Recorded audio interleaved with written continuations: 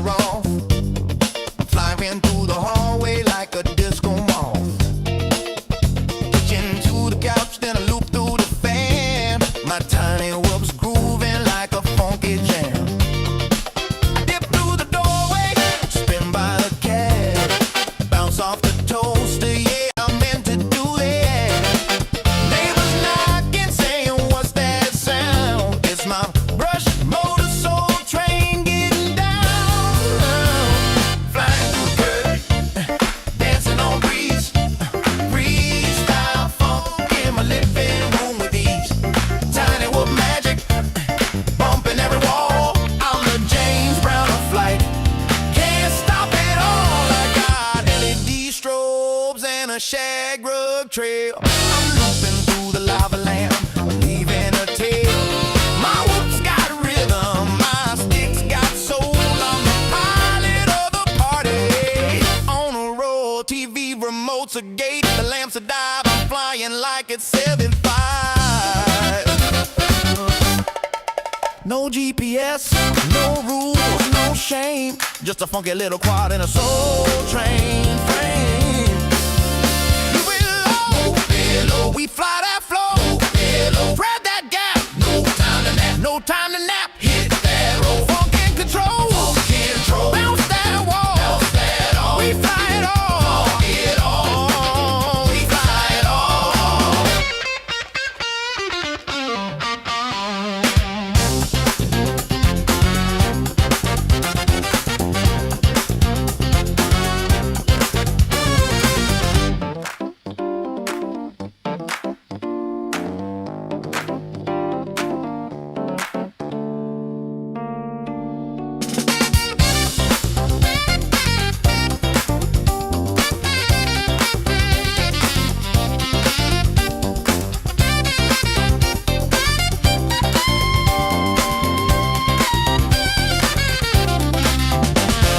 Tiny whoop love, funky and free. We fly indoors, we fly with glee. Whoop it, loop it, groove it, move it, bounce it, flip it, funk it, rip it, fly that soul, don't lose control. Tiny whoop love gonna make you whole. I thread the needle through the vinyl stacks, bounce off the mirror ball, never looking back. My quad's got soul, it's got style, it's got sass. It dips through the incense like a blast from the past. I'm flying figure eights through the lava lamp glow, dodging house plants like a funky pro. My whoop's got rhythm, my stick's got heat. I'm the pilot of the party with the grooviest beat. I loop through the hallway, I dive by the broom. I'm the disco ghost in your living room. I hit that split that's over grandma's chair. She just claps and says, boy, you got flair. I'm flying freestyle with a velvet touch. My quad so smooth it don't need a clutch. From the shag rug to the ceiling fan, I'm the funky little fly with a master plan. The curtains dancing on the breeze, freestyle funk in my living room with ease. Tiny whoop magic bumping every wall. I'm the James Brown of flight, can't stop at all.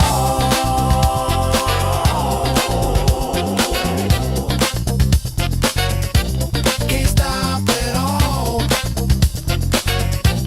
Can't stop at all. Oh.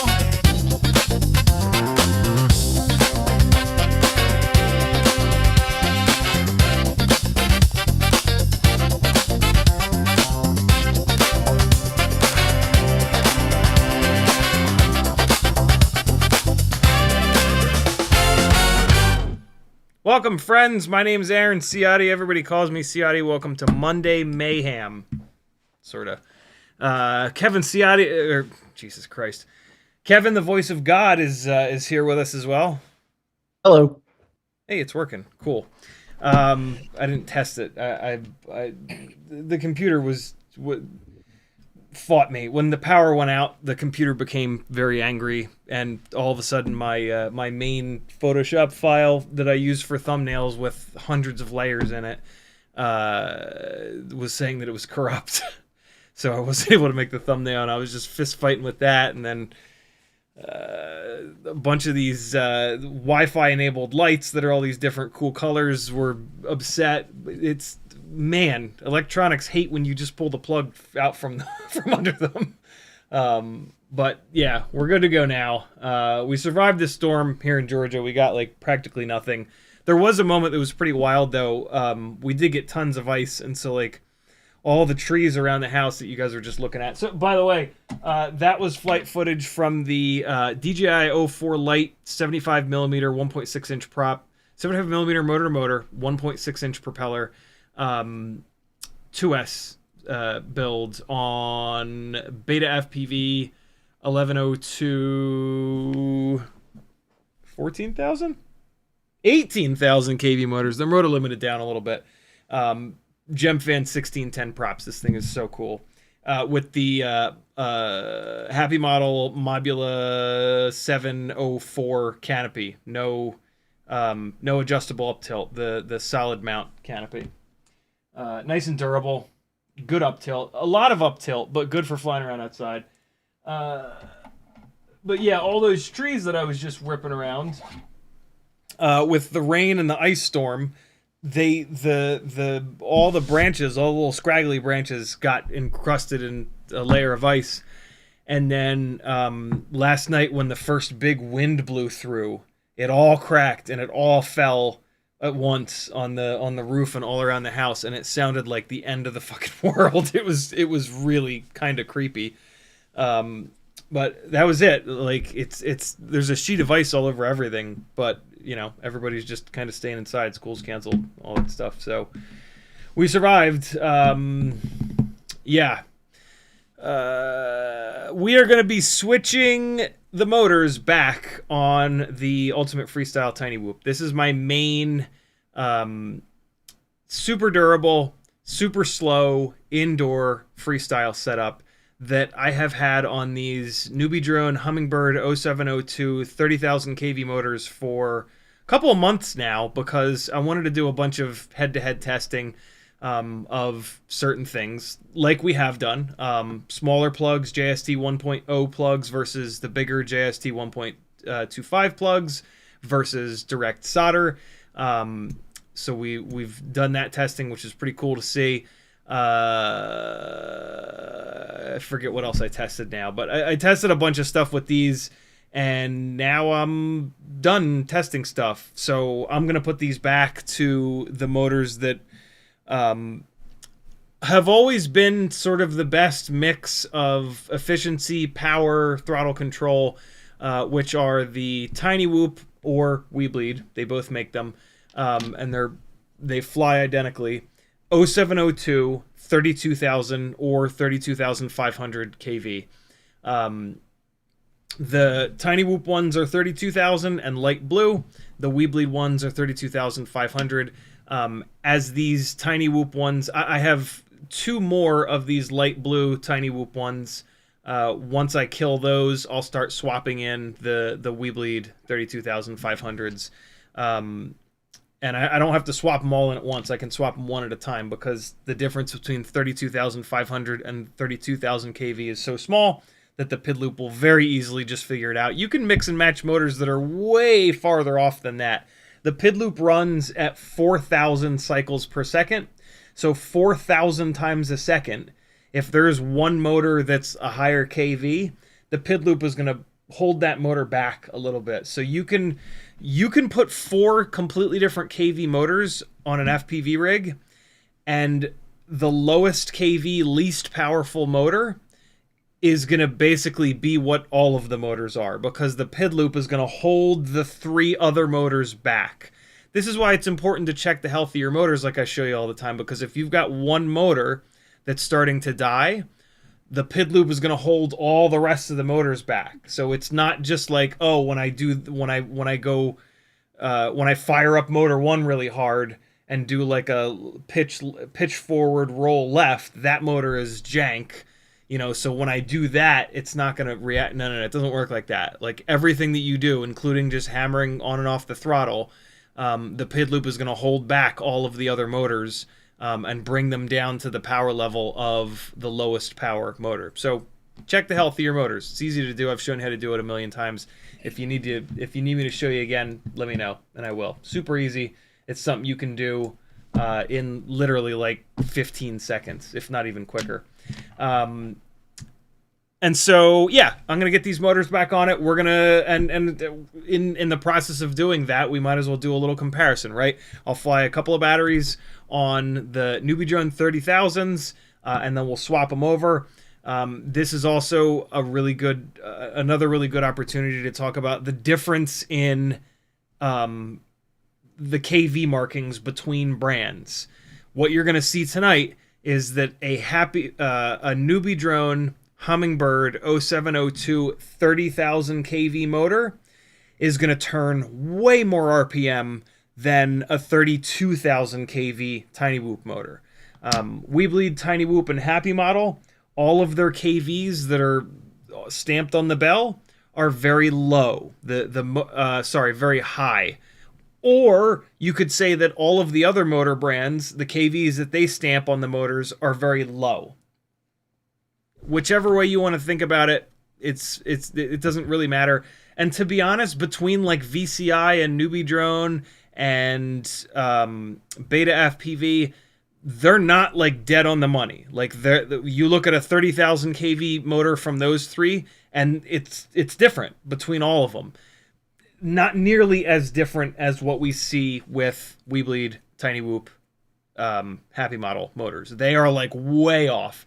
And the reason is that Happy Model has chosen to use a different method of measuring KV than the rest of the industry. So, you can say that Happy Model is wrong for doing that. You can just as easily say that everyone else is wrong, right? There is really not like a solid standardization. And so it's, doesn't matter. Go ahead, Kevin. I feel like you're being gracious too. You're assuming the best of everyone, that everyone's trying hard. But we all know that numbers are a marketing game. The number that they slap on the bell is a marketing thing. And so when it is a thing that you can market something on, what do? Well, yeah, it's true. I would rather, I don't know. I would rather they all just choose. I think the big thing that's affecting this is they're all checking KV at a different voltage. And I think they're doing that because I don't know why they're doing that, but I don't think any of them are using the proper standardization. So every single company is wrong. Don't point the finger at Happy Model for having a higher number. They're all doing it wrong. If they were all doing it right, then we wouldn't have this issue. NewBeeDrone would be no different than Betaflight, no different than VCI, no different than Weebleed, no different than Tinywhoop, no different than Happy Model, right? They would all be right on the money. So they're all doing it wrong.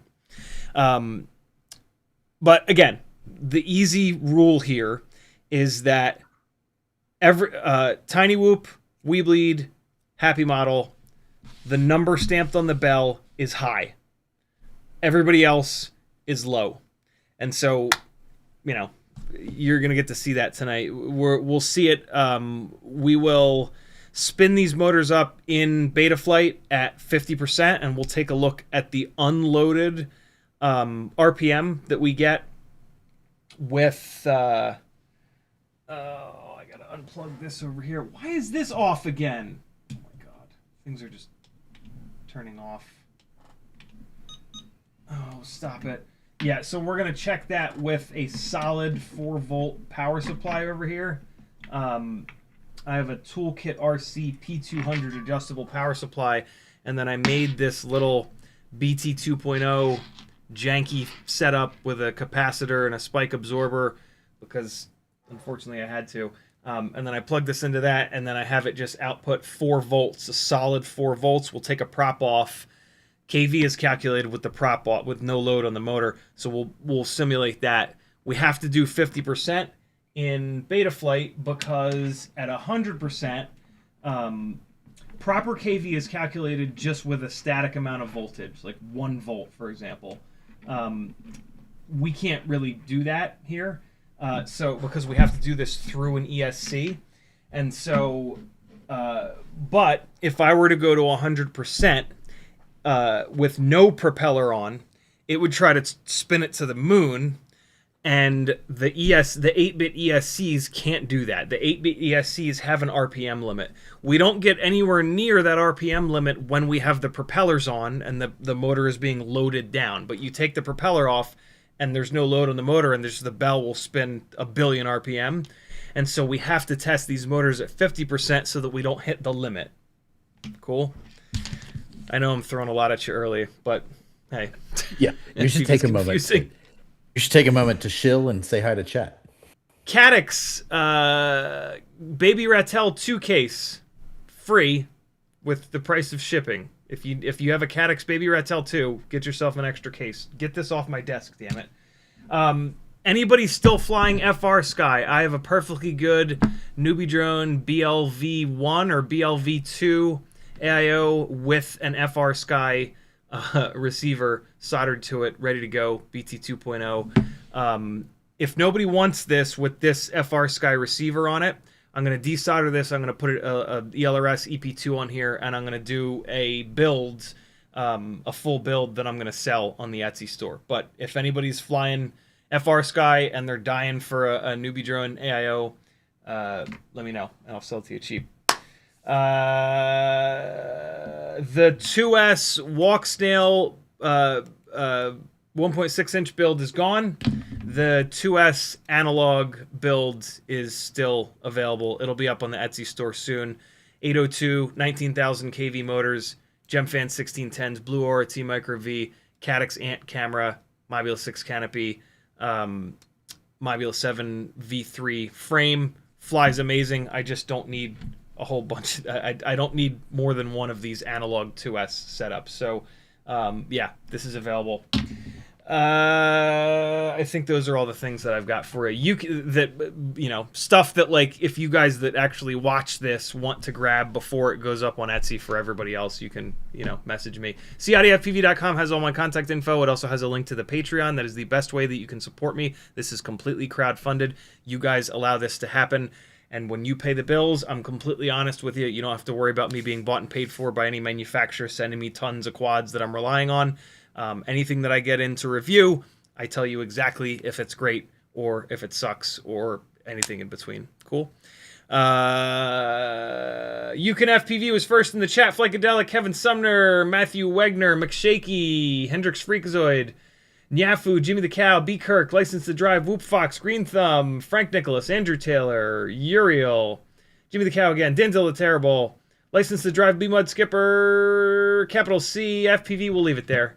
Type at CiottiFPV if you want to talk to me. Jimmy the Cow says CiottiFPV, moo. Moo indeed, my friend.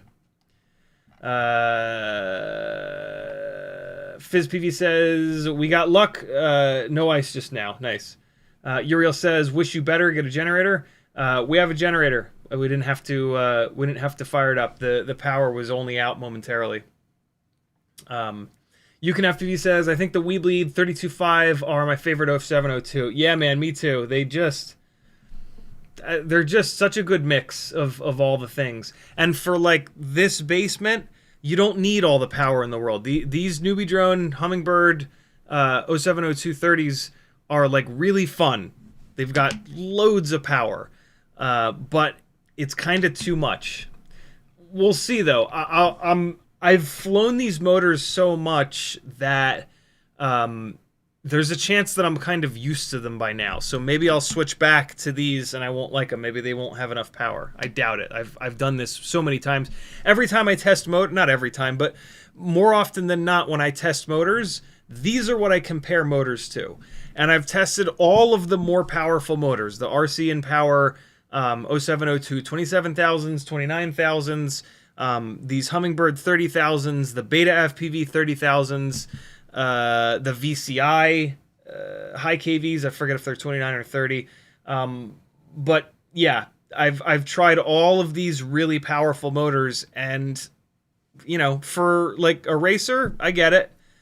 But I ain't a racer, and for freestyle, especially in like a small space, control is really important, and control sometimes comes from less power. Our throttle throw, we only have like this much throw on our throttles, and so if we have a shitload of power in this like 1 inch of throttle stick movement, we're not going to be able to be as sensitive. And so, the whole, like, I want to drop down 1 inch off the ground instead of 2 inches off the ground goes out the window when you've got a ton of power in that little throttle throw. Throttle, this is one of the things that makes Throttle Expo so amazing, is that it really helps out with that quite a bit. But still, even with Throttle Expo, if you have gobs of power in that 1 inch of stick movement, that's what she said, you know, there's just potentially not enough sensitivity. Maybe, you know, not maybe, there are loads of pilots that are way better than me. And if they can handle that, awesome. I love that for you. I ain't one of them. And I'll bet you most of you are you know, not them either. They tend to be the super young, super fast racers. And I don't think we have many racers watching, which is fine. Denzel the Terrible says, sure they aren't just padding the numbers.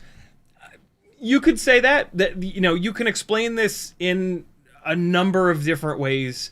When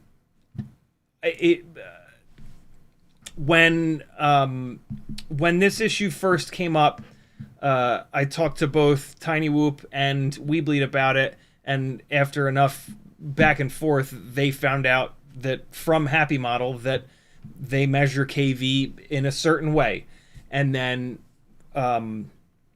it became pretty obvious that the other manufacturers are measuring KV in a different way. You know, you close your eyes and point to who's doing it the right way. You know, if they're all off, then nobody's doing it the right way. But yeah, you can. It is what it is. Jimmy the Cow says 80 bajillion KV. Denzel the Terrible says, how do they actually measure KV? Is that something we can do? I think it's 1 volt. How do you measure? That's the units. So KV is not what everybody thinks it is. Like, everybody talks about KV as it being 1 RPM at 1 volt. That's just the output of this. It actually has to do with a very complicated thing called back EMF, where it has to do with, as the motor is spinning, what kind of electrical, the things that are happening in the electrical system, which I'll be honest, like, is outside of my area of physics knowledge. I'm sure this is the drill method, right? Where you spin the Yep. motor and then you see the voltage that it outputs. Yeah, and so Yeah. none of these manufacturers do that. Probably because you can't put a drill on an 0702 motor. It's just, right, like, everything's too small. So what they do is this. They just use this formula, but then what voltage? There is, like, you know, there is no standard for what the voltage should be. And so Happy Model uses 1 voltage, the other guys use different voltages. And there seems to be a much bigger difference between the voltage that Happy Model uses and everybody else uses. The other thing here is that when you just use that bare formula, it ignores a bunch of real world realities, like resistances vary depending on the quality of copper that you're using. In the windings, it matters how tightly you get the windings, what size core you're using on the wire. All of these things actually factor into the real world KV as opposed to the theoretical KV. And Love so it. Really, they would actually need to go through and test it. And so, like if you follow any of Chris Rosser's testing, he has it. He declares what he said, how he defines KV in the videos or especially the early videos where he was doing motor testing, and he does it practically through, I apply this many volts, I get out this much RPM, I do the division. That's your KV. That's your actual measured KV.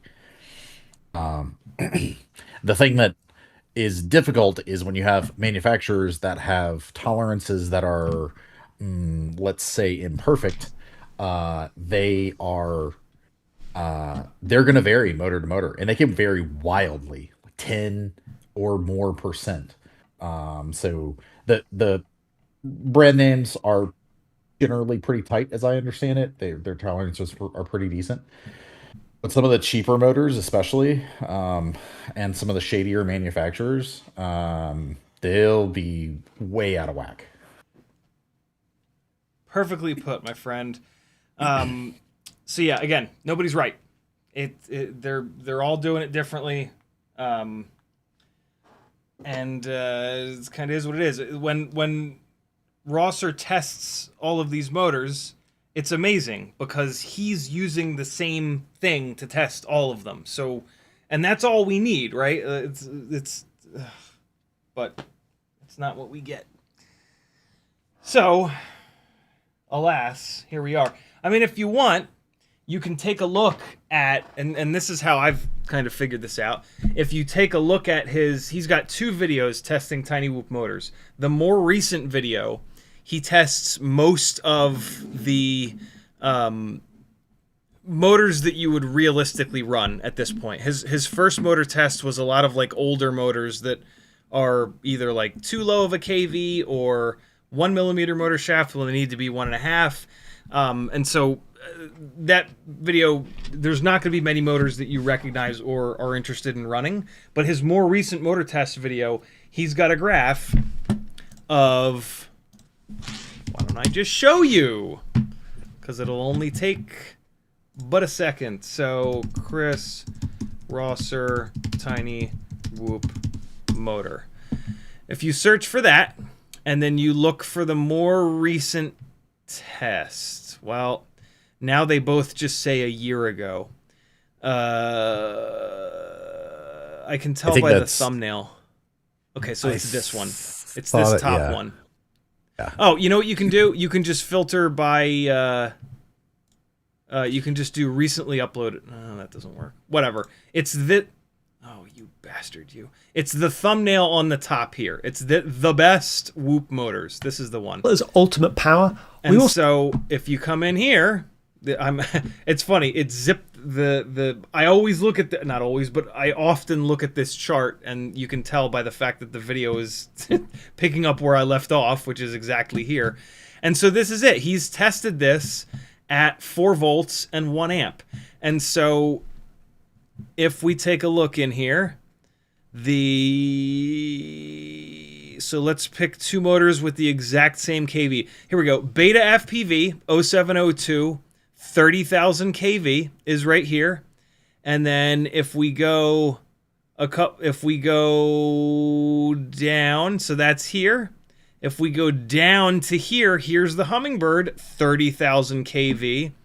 If we go over here, here's the NewBeeDrone, 29,000 kV, right? So like, yes, Betaflight, NewBeeDrone. Here's the VCI Spark, 29,000 kV, a little bit above the 30,000 kV Hummingbird, and so like they're all over the place. But this is a great chart. This is the actual RPM that you're going to get. But here's the other thing, right?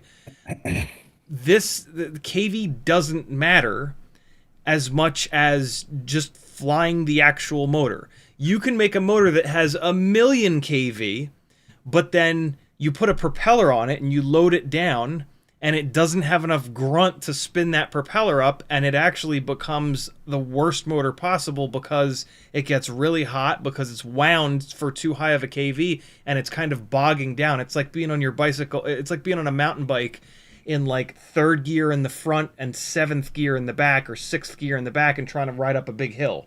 It ain't gonna happen, right? There's too much resistance and you can't get the pedals turning. And so the KV doesn't matter nearly as much. Well, the KV does matter because there aren't motors that are wound so high of a KV, but like the KV is not the whole story. Looking at these actual amounts of KV here, the actual amount of RPM that these motors are turning, yes, it's important, but it doesn't tell the whole story. Cool. Here's a 26,000 kV motor. The 3rd highest RPM motor is a 26,000 kV from Tinywhoop, oddly enough. Right? Like, how's that possible? It's spinning higher than 32,000, 32,000. Here's a 40,000 kV here. So, yeah, it's kind of all over. It's not kind of all over the place. It is all over the place. But that's okay. You get the motors that are the color that you like the best, and then you fly them, and they're very similar to all the others.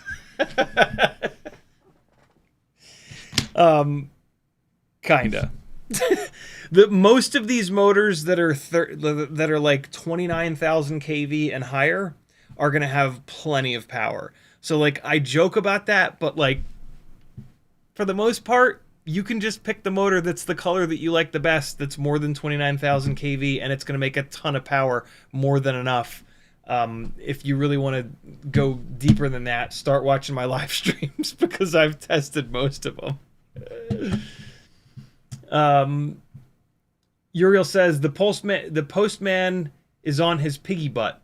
Yeah, our mail here is brutal. It'll get here eventually, brother. You can have PVs. Uriel sent me a box of awesome goodies, and I'm just dying to get it. You can have PV says, how much for the Analog 2S? Message me. I don't even know. I gotta make a shopping cart and see what how much I have in it. You can have PV says, I don't know. I've flown 3 sets of the 30,000 NewBeeDrone, and now the last 2 sets were 40,000 Weebleed, and yeah, even after getting used to it inside, it's just not needed. I want to keep a set on an outside rig. Yep, that's pretty much been my experience. Has been Betaflight, NewBeeDrone, 30,000s make mega power. RCN power 29,000s make mega power. Actually, later on in Rosser's video, he does a thrust stand test, and that thrust stand test really shows like how much thrust all these motors make, and that you'll see them group up. You'll see that grouping, and then the Tinywhoop Weebleed motors, 32,000, 40,000. So those Betaflight VCI RCN power 29,000, 30,000. They're mega power, but not great efficiency. The Happy Model Tinywhoop Weebleed motors are like right in the middle. They're significantly more efficient. They still make really good power, but not quite as much.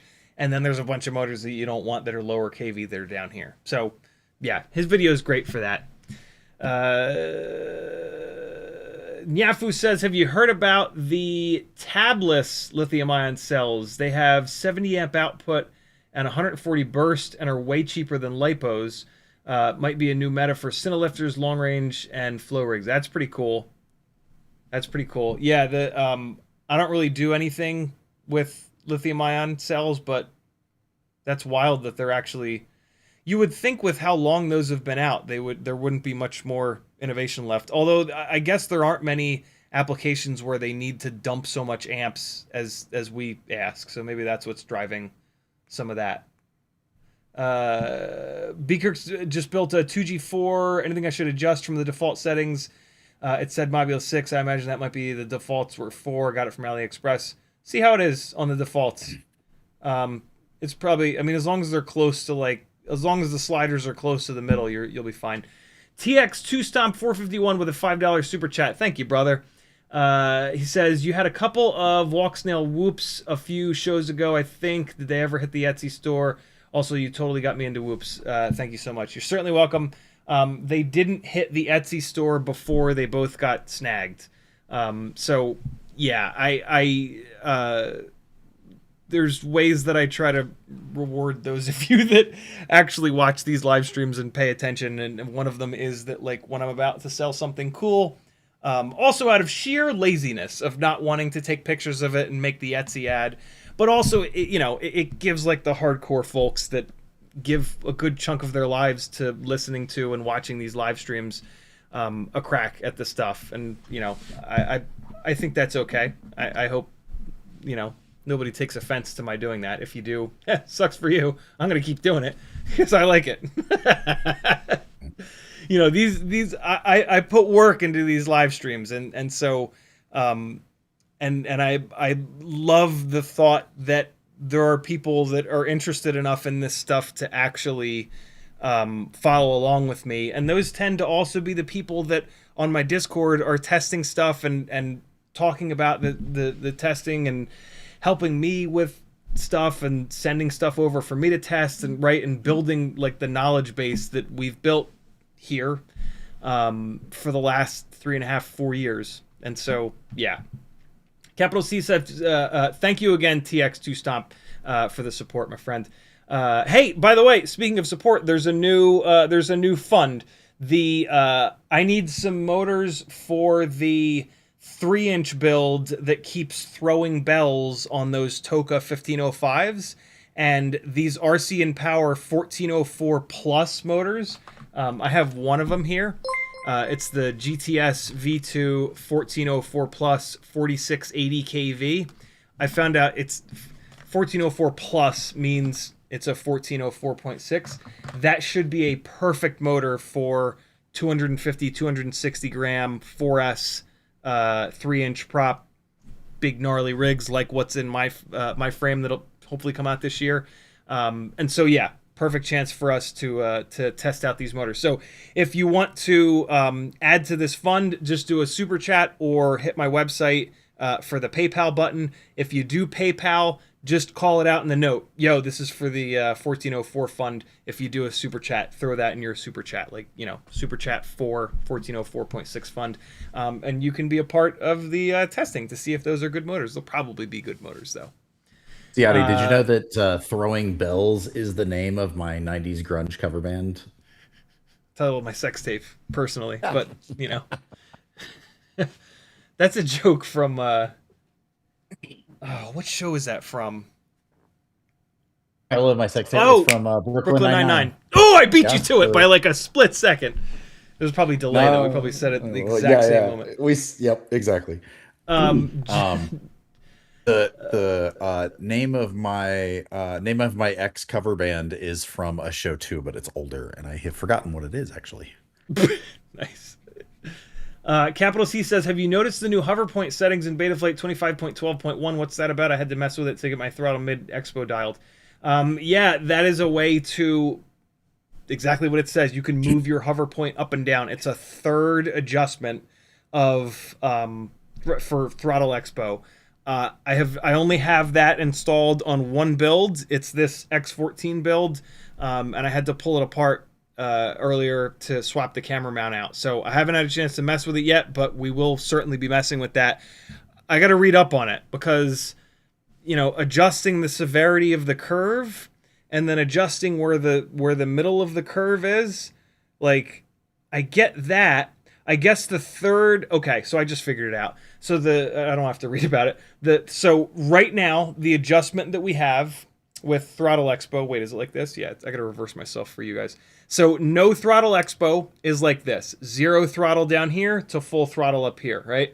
So then the amount of Expo adjusts how severe the S curve that we make is. The midpoint adjusts where the midpoint of this S is. That hover point is going to... So we have an up and down adjustment. That hover point is going to give us a left and right adjustment. And that's kind of it. That's the only way, you can adjust how severe the S is, and then you can take that flat spot of the S and you can move it up and down or left and right. Now we can do both. And that's awesome because we can move if our hover point is too low. We can, if we're like running really powerful motors, we can move our hover point up, and then we can also perfectly dial that expo in. You don't necessarily want the flat part of the expo to be on your hover point. You don't want all of your throttle to be on your hover point. You want it to be on your cruising point. And so this is really nice because we'll be able to perfectly dial that midpoint. We used to be able to use the midpoint to shift our hover point up and down a little bit, but no free lunch, it would end up putting your midpoint in the wrong spot. If you were using that midpoint adjustment to move your hover point, you weren't setting that midpoint perfectly for that cruising throttle amount. And so if you had a build with too low or too high of a hover point, you would be able to sacrifice some of the performance that you would be able normally you can now get from Throttle Expo to change that hover point a little bit, but now that's not the case. Now we can independently adjust our hover point and independently adjust that midpoint to put it exactly where we want it for whatever speed that you're cruising at. So maybe I'll do a third Throttle Expo live stream where we dive into that and I show you guys how to properly set that. I will bet that there is crosstalk. Man, we are in the fucking weeds now, my friends. I will bet that there is crosstalk between the hover point and the midpoint. So when you change the hover point, I can almost guarantee you it's going to affect where that midpoint is. So it's probably going to be a situation where you need to change one, fly it, change the other, fly it, change the first one again, fly it, change the other one, fly it, change one, and you know, get them dialed in. Maybe not. Maybe you can set the hover point first and then fly it around, see what your throttle percentage is, like I've shown you in the other videos, and then set the midpoint to where you want the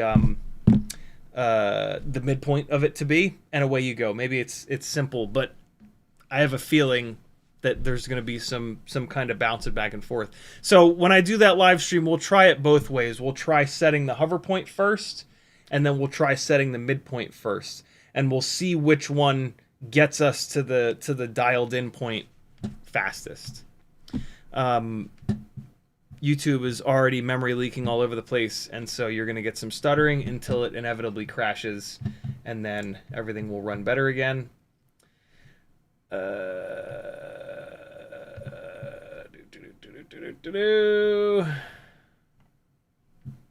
YouTube did the thing. Scroll me to the bottom. Scrolling back up. Jimmy the Cow with a $20 super chat. He says, "Just sending some love, bro. Moo." Thank you, dude. Very cool. Much appreciated.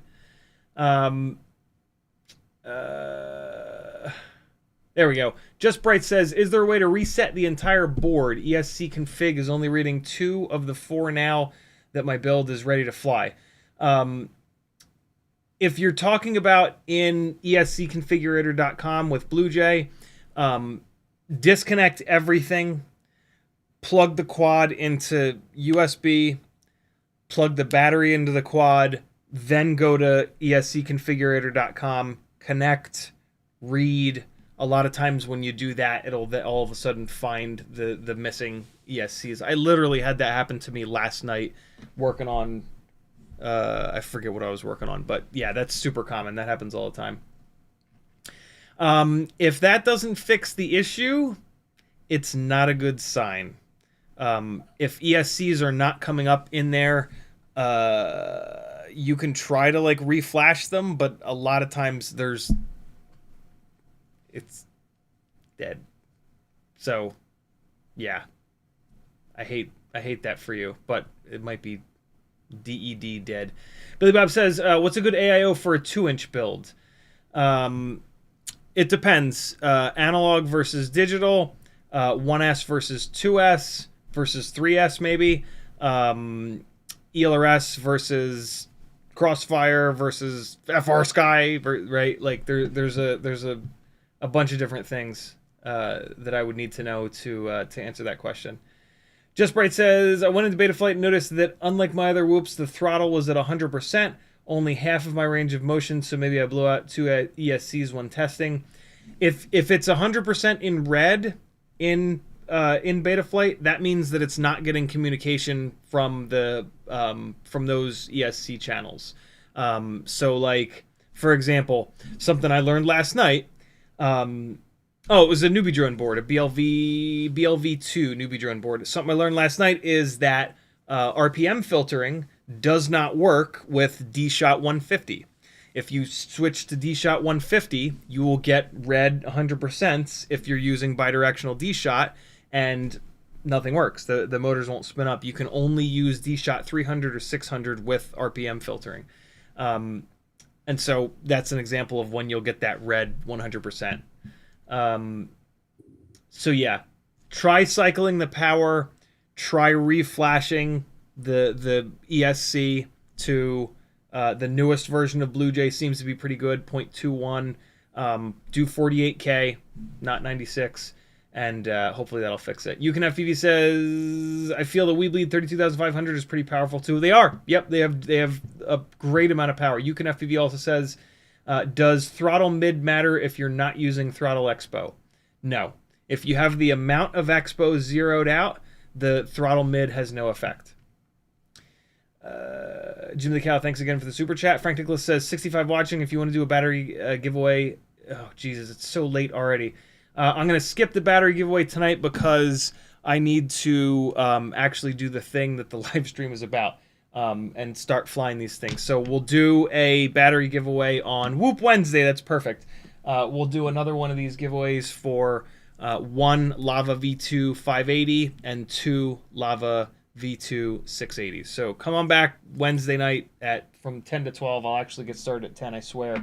And we'll do a battery giveaway probably at around 11. All right. Metadurson says the trope I like is I used to play bass in insert silly phrase here. Nice. TX2 Stomp 451 with a $4.99 super chat. He says 1404 test fun. Happy testing. I almost said happy funding. Thank you very much, brother. TX is getting us started. 5 out of 110. For the record, the reason it's 110 is that YouTube/Google takes 30% of super chats, and typically this gets filled up with mostly super chats. If you don't want 30% of your money going to Google or YouTube, you can go to CiottiFPV.com and use the PayPal button. They don't take any percent. Whoop Fox says, fun fact, Weebleed 1.5 millimeter bells work on Hummingbird 30,000 kV. That's pretty cool. What that means, so Whoop Fox used the word work, which is important. He didn't say like are perfect on, because you wouldn't know if they were perfect on there. As long as as long as the come on, you little bastard. There we go. As long as the bottom of the bell in here, as long as this and the edges of the magnets clear the stator, they don't hit the top of the stator, they don't hit the sides of the stator, any motor bell of the same stator size will work. What you don't know, though, Whoop Fox, is whether or not the magnets are sitting perfectly level with the stators. And so that's your unknown. NewBeeDrone motors used to be made by Happy Model. And so the old NewBeeDrone 802s, you could swap Happy Model bells onto. I don't think that their 702s are made by Happy Model. They might be. At some point they had a relationship with Happy Model, so they very well might be. The way that I used to know that is they looked identical. The NewBeeDrone motors were just the Happy Model 802s, but gold instead of red, and it was very obvious. At some point, NewBeeDrone changed their bell design, and so now it's like, yeah, they're probably still made by them, but we don't know. And so, yeah, those motors, there's a chance that the bell and the magnets are sitting up too high. They're probably not sitting down too low, because then the inside of the bell would probably hit the windings here. But there's a chance that it's sitting up too high, and you can't just like eyeball that. Like, you kind of can. Like, if it's really bad, you might, if it was like that, you'd be able to eyeball it and see it, right? But like, if it's off by with how little these motors are, right, 2 millimeters tall, if it's like 0.1 or 0.2 of a millimeter off, you probably can't see that. And like 0.2 of a millimeter, that's 10%. Like that's it gets significant pretty fast. So it's cool that in a pinch we can do that, but just know that if you're not getting the amount of power that you expect to be getting, or you're not getting the efficiency that you expect to be getting, that's probably why. The magnets are probably not perfectly lined up with the stator poles. But I love that you tested that, because like stuff like that is awesome. Like when when we're running like old motors from 4 years ago that we can't get anymore, and we break the last bell that we have. You know what I mean? It's like, well, shit, I just want this to run. I'm willing to sacrifice 10% performance, and so it's cool to know that. Thank you for letting us know that, is what I'm trying to say. I'm gonna call you Orc instead of just demolishing this name with all these letters. Orc says, trying to build a version of the problem is me. I'm a cheeseburger eating hot dog thrower. Trying to build a version of an ultimate freestyle whoop. Already bought Weebleed screamers with 1.5mm shaft. What prop should I be getting? Ugh. So if you're building it on a 65mm motor-to-motor frame for 1.2-inch propellers, there's only one prop that really exists that's even remotely worth your time right now. Weebleed is the only place that sells it. It's the 1210, the Gemfan 1210 with a 1.5mm motor shaft. This is an old school propeller, but it's pretty good. It's not nearly as good as the propellers that we've gotten over the last 2 years, but Weebleed is on it. They've got 2 more 1.2-inch propellers on their website.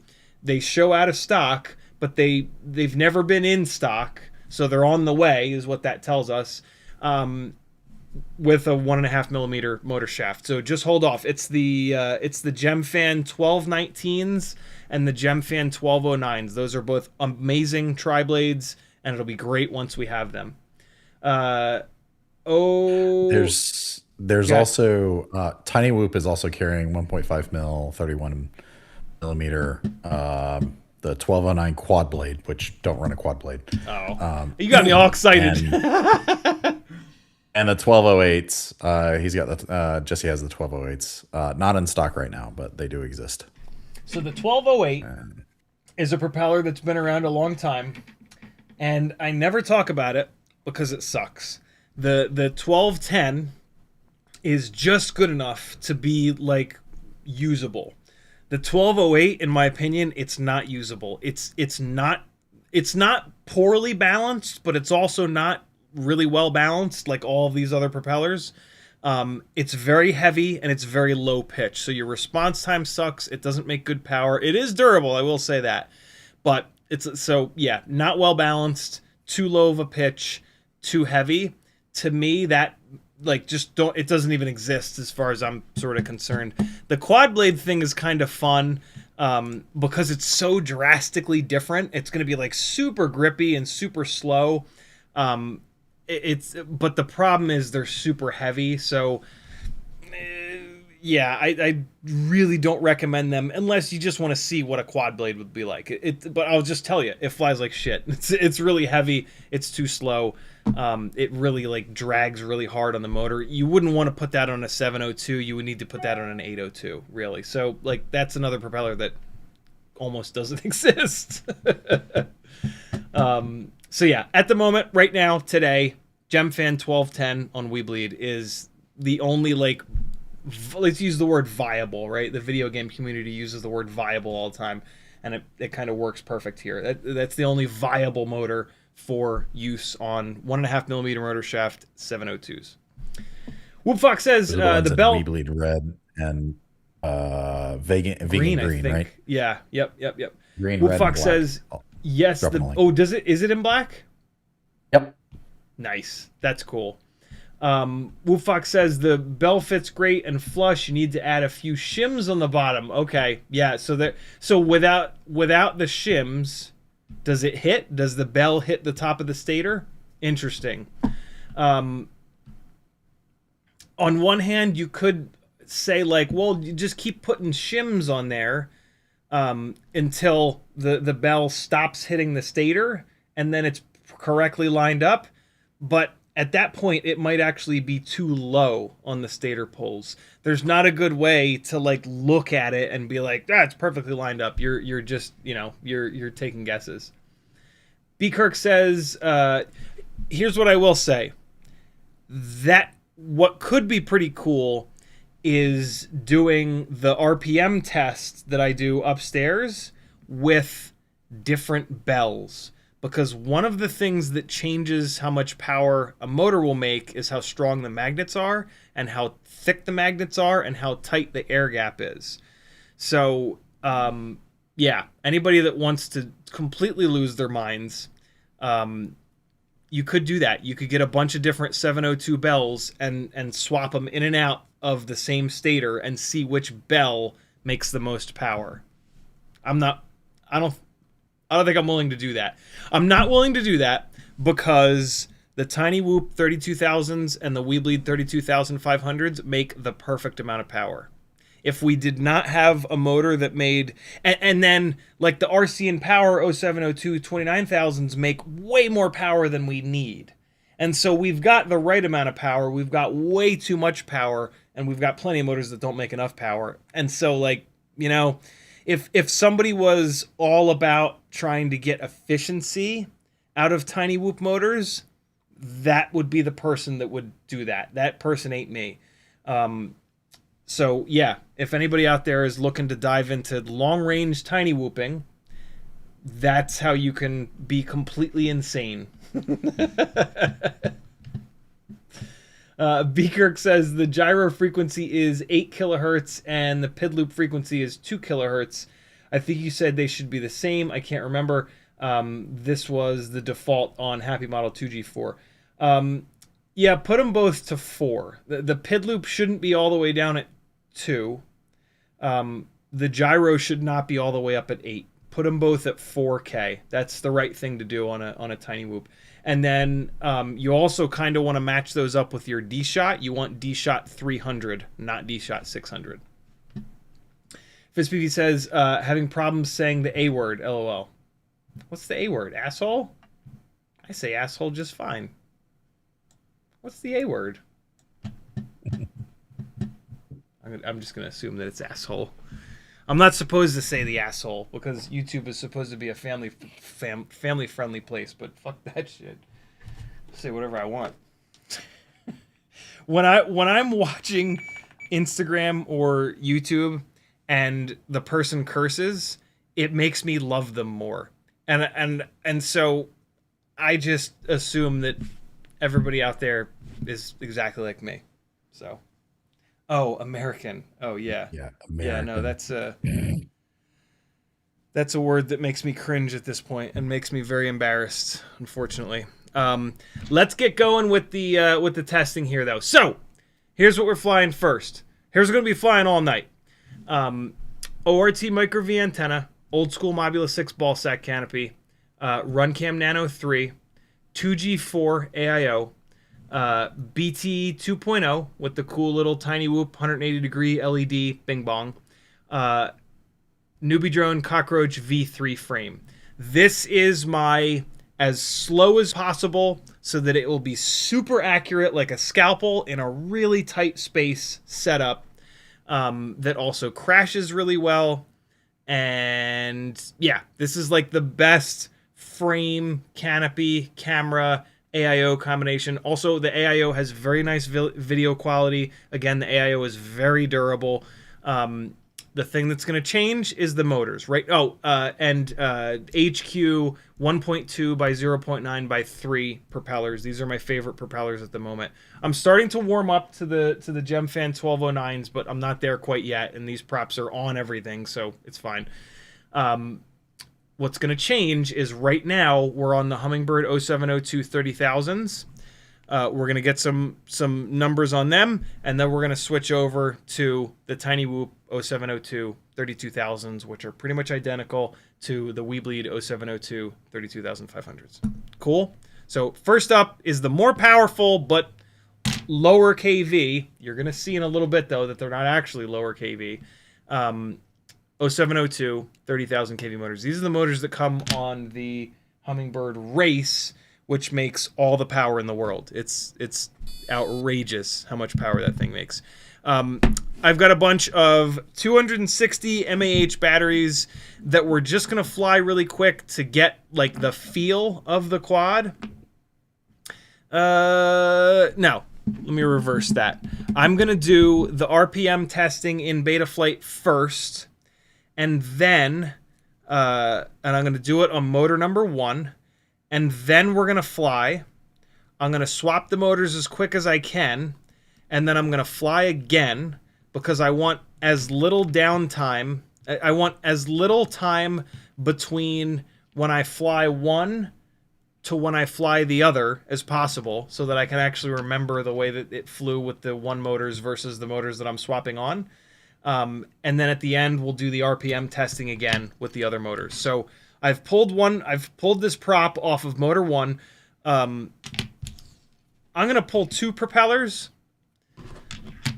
so that just in case if one of these motors or if one of these ESC channels is a little bit weak, well, I'm going to do motors 1 and 2 both times. So we're taking the ESC channels being weak out of the equation.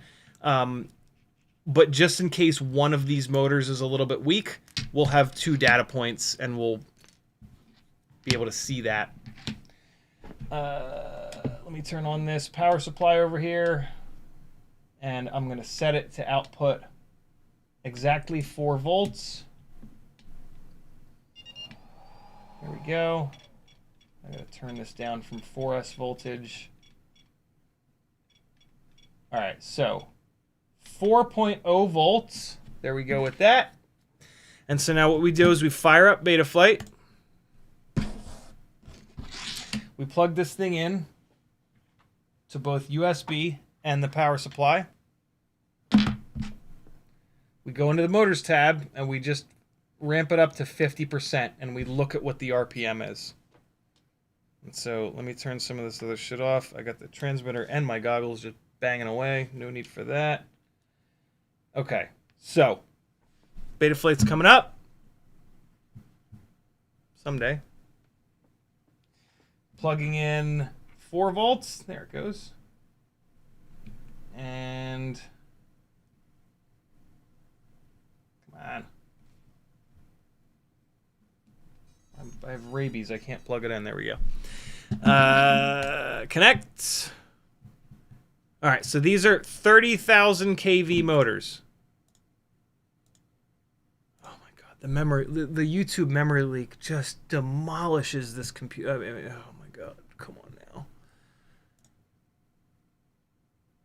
dude, Jesus Christ. Okay, so the way that I do this is I click on the slider that I want to move, and then I hit page up. Page up goes up 10%. So 1, 2, 3, 4, 5. There it goes.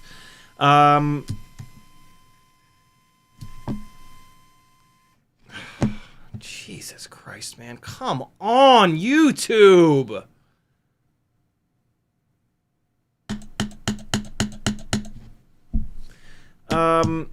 Hold on. Let me try to manually grenade YouTube to see if it'll... Oh my god.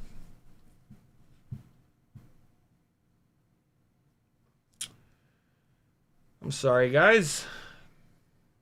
There's nothing I can do about this.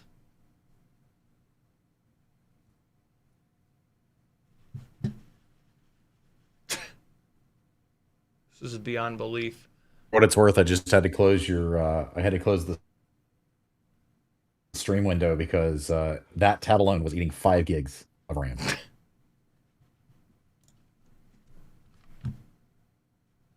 They have a gajillion billion dollars and you can't produce a streaming platform that doesn't explode all the time. Oh, that's cool. I refreshed the window and it immediately crashed. That's pretty cool. Oh, look at that. Okay. All right, let's try this again. Yeah, we're good. We're good. We're good. Here we go. All right, so you're going to be looking at the RPM here. All right. Understand the risks. It's motors 1 and 2. Click it. 1, 2, 3, 4, 5. Click it. 1, 2, 3, 4, 5. And so we've got 59 to 60,000. See, this is why I did 2 of them. And then we've got 64,000. So motor 1 is very low. All right. Let me try to find another ESC channel or another motor on here that's gonna get me closer to that hopefully 64,000 number. Jesus. I'm going to put the propeller back onto motor 1. Well, I have an extra set of these motors here that Nyafu sent over. So let's actually do this. Let's swap motor 1 out and see if we get more RPM out of it. That is too high. 4,000 kV is too much to kind of ignore. So hold on. I can do this in but a second.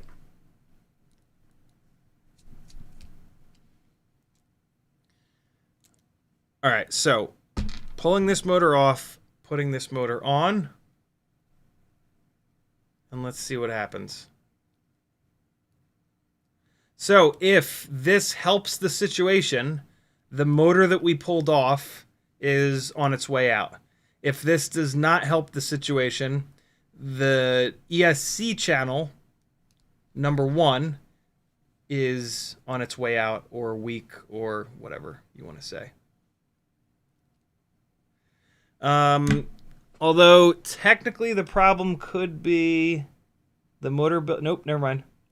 On the Happy Model motors, sometimes the motor bell will rub on the inside of the frame. These are not Happy Model motors.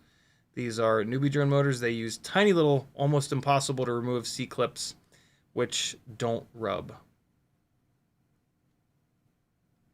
Oh, Discord folks know this, but in case you don't frequent general nonsense on my Discord, a couple of weeks ago, one of you mentioned electrical contact, not cleaner, improver? What the hell's the word?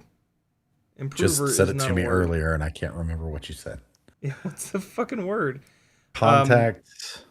Oh, I can't swap the motors out. This is a set of NewBeeDrone motors that I switched the plugs out to the big plugs. Contact enhancer fluid. Enhancer. That's it. Yeah. Somebody mentioned that there is such a product and that it works. And I opened a tab and then I forgot about it. And then somebody reminded me. And so I just bit the bullet and I ordered it. It's $50, which is a lot. But what I realized is we won't use hardly any of it. And so I'll be able to break it up into little bottles and then sell it on my Etsy store to cover the fact that, you know, some of the $50. Basically, I did a little bit of reading on it. Essentially, metal is not perfectly smooth. And so there's little pits and valleys in the metal. And so you put two pieces of metal together, and in the little pits and valleys, they don't have any contact. You put this stuff on there, and it flattens the metal out. Kevin and I were talking about this before the stream, and he goes, oh, wow, that's exactly like thermal paste for CPUs. It's the exact same reasoning behind that. So, yeah, if it works with thermal paste on PCs, which we all know does work, it should work for this. And so, yeah, it's I ordered it from eBay. It's on its way. If it works, which seems like it will, I will put it, I'll figure out a way to break it up into smaller bottles, find a little brush that's small enough to get on the motor contacts, and I'll get them up on the Etsy store. You technically could also put this on your battery leads, but when I was reading up about it, they basically say that like it will withstand like being unplugged and plugged back in to some extent, but it will also wear off. And so it seems like the BT 2.0 plugs are not a bottleneck. The JST plugs are a bottleneck. And so this is where we want to put them. We don't unplug and replug these hardly ever, right? Like very infrequently do we unplug these. And so we should be able to just put it on the pins on all of our AIOs and then be good to go. So yeah, that's kind of exciting. Let me check something real quick. Speaking of these JST plugs, so I just unplugged this motor and now replugged this motor, and I'm specifically pushing down as hard as I can, not as hard as I can, but good and hard on this motor plug. Let me see if maybe the motor plug was just not making good contact. I've always wondered that, and I've always wanted to test it, but, you know, laziness. I can't imagine that would eat 4,000 RPM, but it'll take us just a second to figure it out. I might as well pull these other propellers off while I'm at it. So I don't have I don't have any more of these particular motors right here in front of me in with the bigger plug. So I don't have any other of these motors that I can swap on here. So unfortunately, this thing is going to be, as we talked about earlier, this thing is going to be limited by motor 1 right now, not making as much RPM as motor 2 so far. I'm using my prop dial to pull these propellers off, and as always, it's working awesome. Every single order that you place on my Etsy store, you will get a free prop dial thrown in.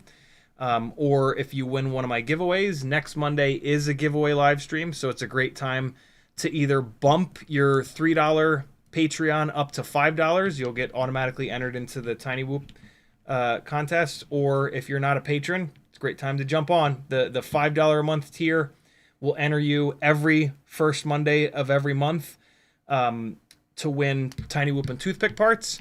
For $10 a month, you'll be entered to win 3-inch microbrushless or Tinywhoop parts. For $15 a month, you'll be entered to win 5-inch parts. All 4 motors are free. Let's spin them up and see what RPM we get. Just for the sake of argument, I'm going to push down on all of these motor plugs and kind of wiggle them a little bit. All right, let's see what kind of variance we get this time. Hopefully not much, because I just want a round number for these. So motor 1 was 4,000 RPM down at 50% throttle. Let's see what's what this time. So I understand the risks. We're gonna go 1, 2, 3, 4, 5. Nope, it's still down. So 60,000, 64,000,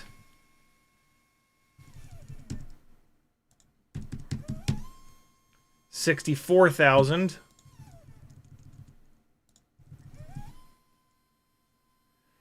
I've seen this a couple times actually. Motors 1 and 4, which rotate in a different direction, which shouldn't have anything to do with it because these are brushless motors, spin slower.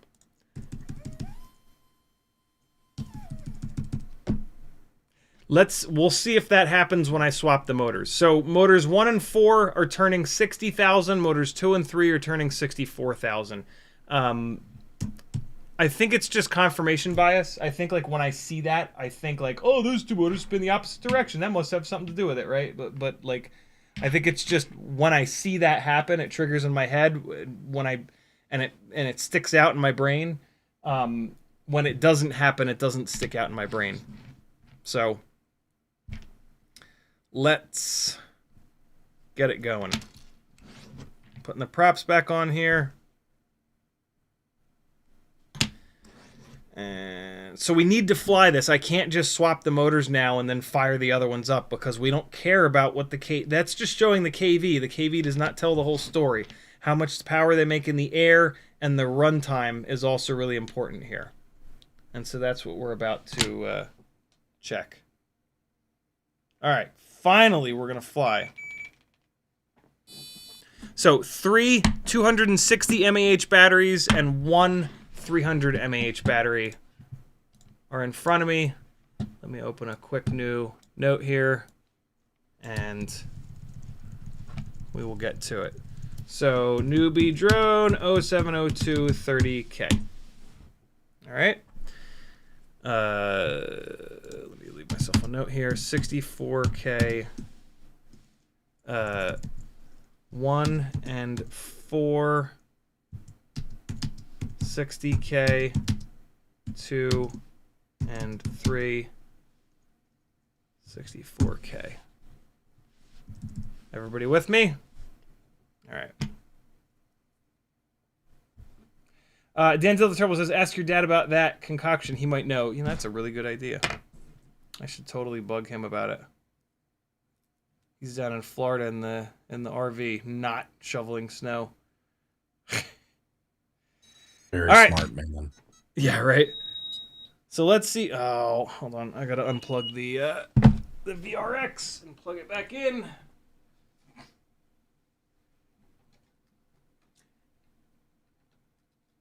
Okay. You guys should get video in a second. There we go. And I'm gonna stop using this C920 stick camera for the background. Hold on. And I need to add video capture device. Nope, not video capture device. It's capture card. There we go. HD60S Plus. Yes. Background. Blow this up a little bit and move it up a little bit, and then move it down to the bottom. There we go. Oh god, that moves like crazy. Oh, shitballs. There we go. Hey. Still moves down a little bit. Close enough. All right, let's do it. Jesus, look at the battery coming down to 3.75 volts already. What the hell? Oh my god, what's happening? Why is the battery just instantly shitting its pants? This might be a bad 260. Shit. Hold on. Oh, well, I unplugged that battery charger. Screw it. We'll just go to the next battery. I thought I was slick using these 260s because they wouldn't run as long. There we go. There's one at full voltage. Okay. Here we go. So FPV says American you hot dog thrower.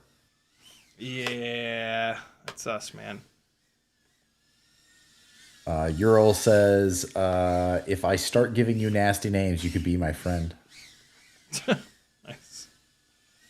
Apache Smoke Wounded Sniper is in the chat. He says, Ciotti, yo, good morning. How are you doing, bro? I'm good, man. You? I guess that doesn't really work because he's in the chat. I'll read it. Oh, God. What am I doing? Brother, you having trouble tonight? A little bit. Ooh! I mean, at least I got out of the Weebly Cube that time. Jesus. And we're all caught up on chat. Awesome. Thank you. So, these are the Hummingbird motors. They make loads of power, but they typically don't get great runtime. I'm going to try to bring this back in at 3.5 volts at a hover. We're not quite there yet.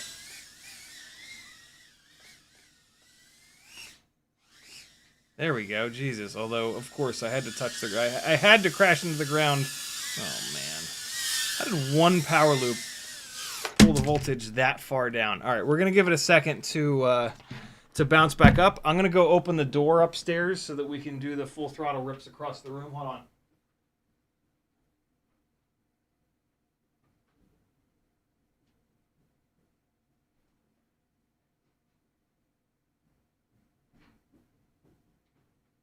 I feel like we need the instrumental version of Girl from Ipanema every time that you have to go do a walk. All right, 3.75 is where it bounced back, and we got 1:22. Okay, updated on the sheet. Next battery. So we're going to fly 2 more batteries on this so that we can do the full throttle pulls, and then we're going to fly 2 260s on the other one. And then I've got 2 300s. So this is fine. We're not going to have as big of a data set as we usually do, but got started late, and it kind of is what it is. I think we'll have enough to figure this out. And I've already, I already kind of know where this is going. I'm not, other than the power supply, I'm not doing anything that you... That one's on storage voltage. Unbelievable. I'm not doing anything that you guys can't do with your own testing, for the record. So one of the things I love about testing this way is that you can all do this. If you buy a new set of motors, you can replicate this testing and figure out what's going on with them. I am going to put a couple of batteries on the charger at 0.9 of an amp, because I now officially don't have enough batteries to get a good enough kind of data set for this. So yeah, that kind of sucks. Hold on. Let me take these charged batteries and put them on here. Somebody asked me a question so that one of these batteries can hit the OK point and I can pull it off and run it right away. Oh, no, I got it. I also charged 2 300s, 2 lava 300s. So I'm going to run one of these right now. I know that these are both charged. So I'm going to run one of these now. That should give the 260s enough time to come off that charger. And we'll be good to go. All right, so here's a 300. This should turn more RPM than the other ones. Let's find out. Oh my god. What is happening? I have been flying different cameras. Say again. Patchy Smoke Wounded Sniper says, considering the circumstances, I'm okay. Good. Jimmy the Cow with a great question. Ciotti, does God have feet? No, he isn't. He is an ooze. I know it for a fact. 56,387. 56,387. All right, so we got our full throttle rip. Let's fly the rest of the battery and see what runtime we get. Oh my god. Godzilla says, yes, his socks are holy. Oh boy. I'm over here dying. Brutal. Brutal. Oh, god damn it. So yeah, I have not flown a Runcam Nano in a minute. I've been flying these big lens cameras, so maybe I'm maybe this is me adjusting to the less field of view. Sporty FPV says, Ciotti, maybe you know what's the smallest way of charging XT30 batteries? I need a more portable charger. Smallest way would probably, well, it depends on the voltage. If they're 2S, you could probably do a toothster and then get the balance lead to XT30 adapters, because the toothster has 2S balance leads on it. All right, that was 3.5 at a hover. Let's give it a second to bounce back here.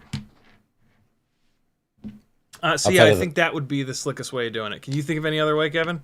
Yeah, outside of that, Hoda and SkyRC both make DC input and USB power delivery chargers. I keep 2 of the Hoda ones in my flight bag, actually. They work great. They charge up to 6S batteries and they go up to like 10 amps. Nice. They're wonderful. And if you're just charging like up to 4S even, you can pretty much, you know, charge it 2C on just about any size pack just fine on a 65 watt or 100 watt power brick, like is probably with your laptop if you have any recent laptop. Yeah, Sporny, the Hoda T6. Yeah, that's the one.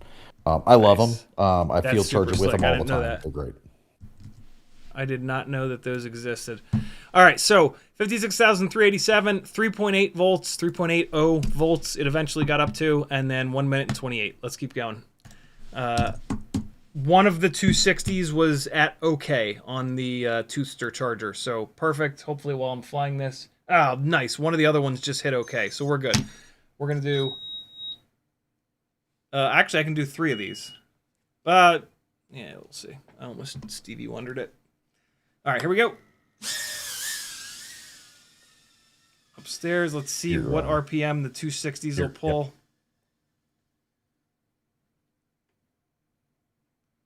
Yep.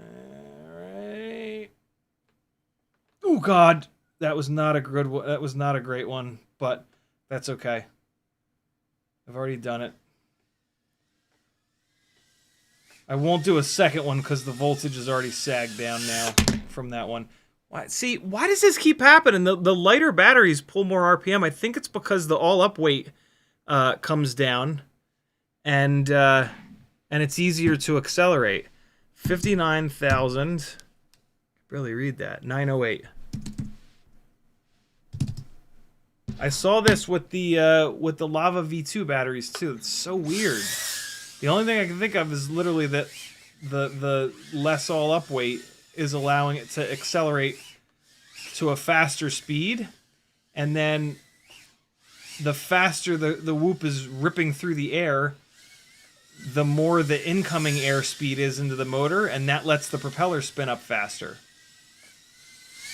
Which happens because we're on these crazy high kV motors. And this is also why thrust tests on a thrust stand that's locked down to a table don't tell the whole story, and the higher the kV, the more the motor suffers. And that's not how we fly, right? We fly not tied to a desk, most of us.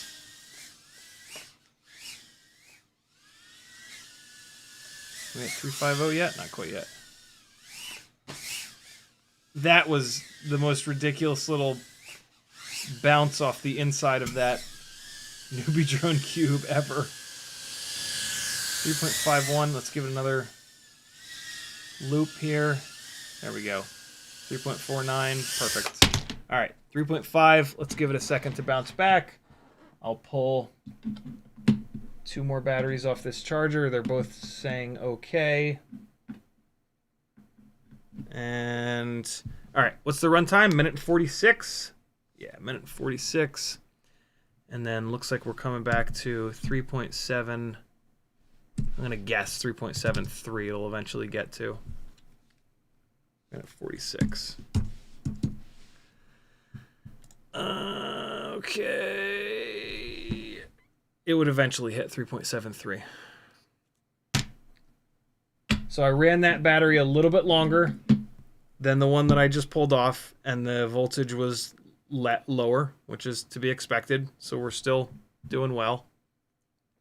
Oh my God, it's fucking 12:05 already. Are you kidding me? Oh my God. All right, come on. Let's keep going.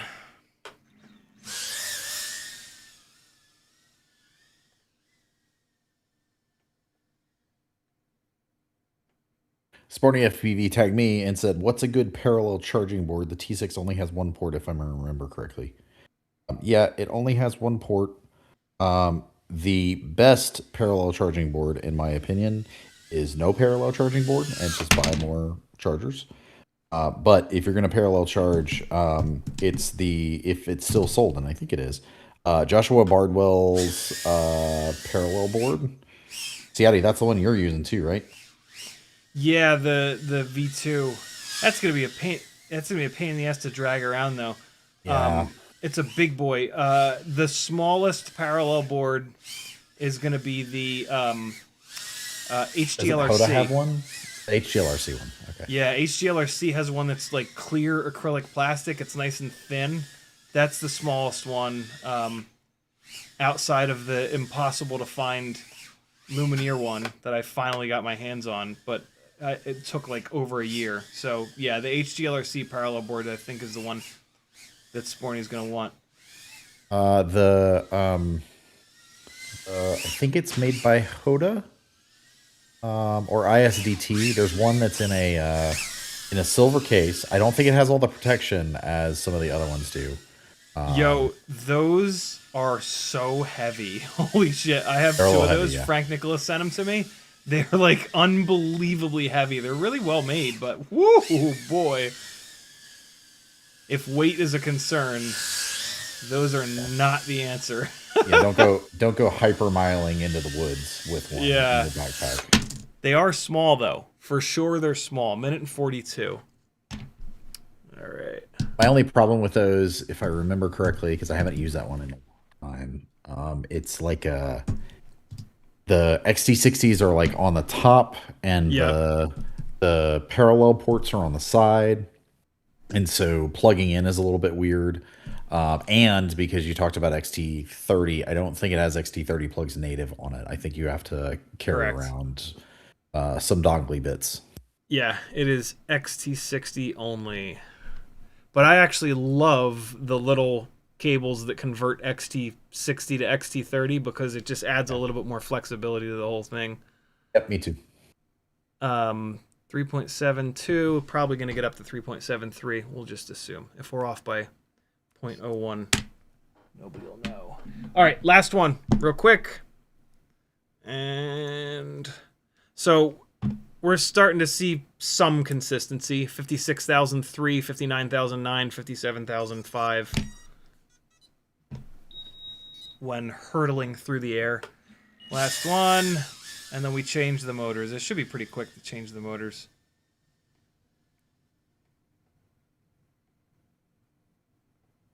All right, here we go. Oh, really? How did I catch that railing? Where the hell did it go?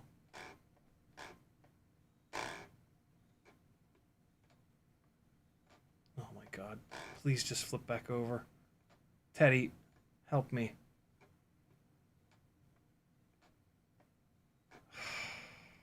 Fuck. I gotta go get it. God damn it. I'm gonna turn the beeper on. Ugh. I just made all kinds of noise upstairs too. People are trying to sleep. I would sing you guys Girl from Ipanema, but nobody wants to hear that.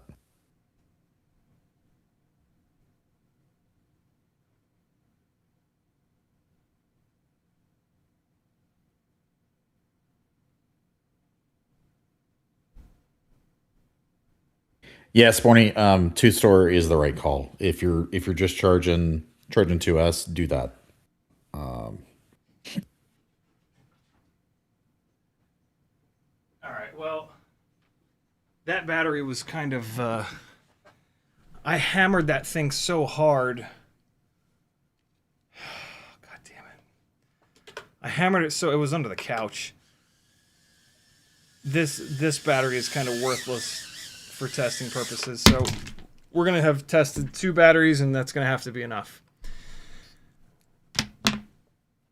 Danzilla says, Ciotti, that Kevin Sumner guy is total asset. Great guy. You should give him a raise. He's I'll take it into consideration. I'll give him a 50% raise. Perfect. Okay, we're going to change the motors. Ask some questions, friends. This is going to take a minute.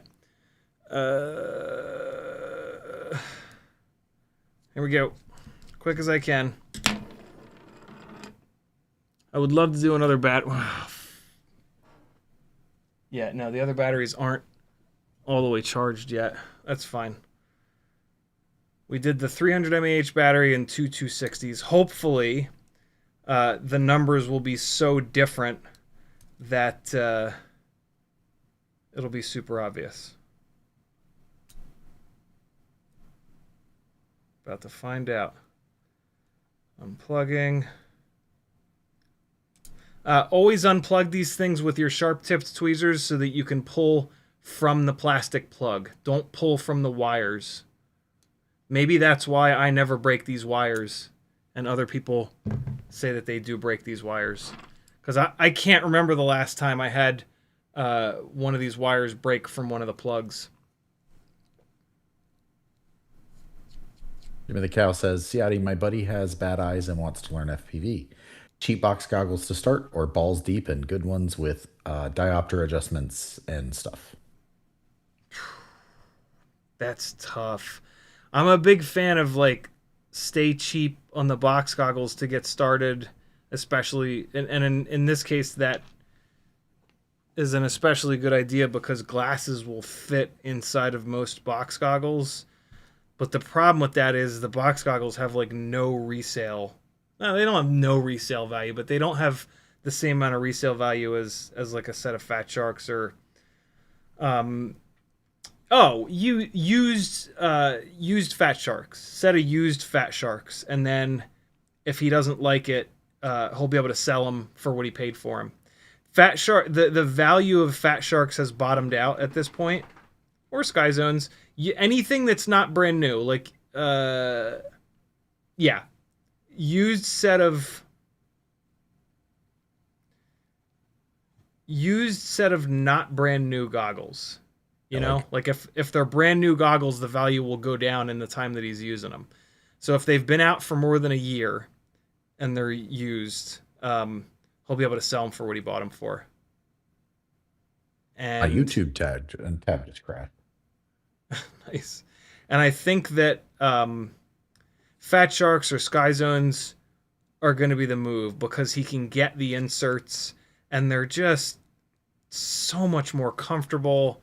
They're so much less Doc Brown. They're just so much better than running the box goggles. So I think that's going to be my my suggestion. Yeah, I think I agree. HD6s, HDOs, HDO2s, those are all Fat Shark. Some Sky Zone, pretty much any of the O4X or O4Ls. Box goggles is tough. There's the HD0 box goggles that probably have decent resale value, but I haven't looked at the secondary market for those. If you did want to try something new. I mean, if it's box goggles, I think it needs to be like Ishin 007, like just stay $60. Yeah, you know, like stay below $100. Even those but are. Then you go to sell them, and you get nothing. Really? Yeah, that's nuts. I think if there's any others like old Orcas, although the Orcas like tend to hold their value. Right. That's the other thing. Hey Ryan says HD0 has a decent prescription insert. If you're thinking about prescriptions inserts or versus like just being able to run the goggles raw, the diopter adjustments only go to like +4, -4 on the diopter adjuster. And that's only for general. So if there's a like severe astigmatism involved, like your friend is going to have to get actual inserts made for them, and those are $100-$200 just for the inserts. Oh my god, are they that much? Yeah, I have some for my HD0 goggles, and they are expensive.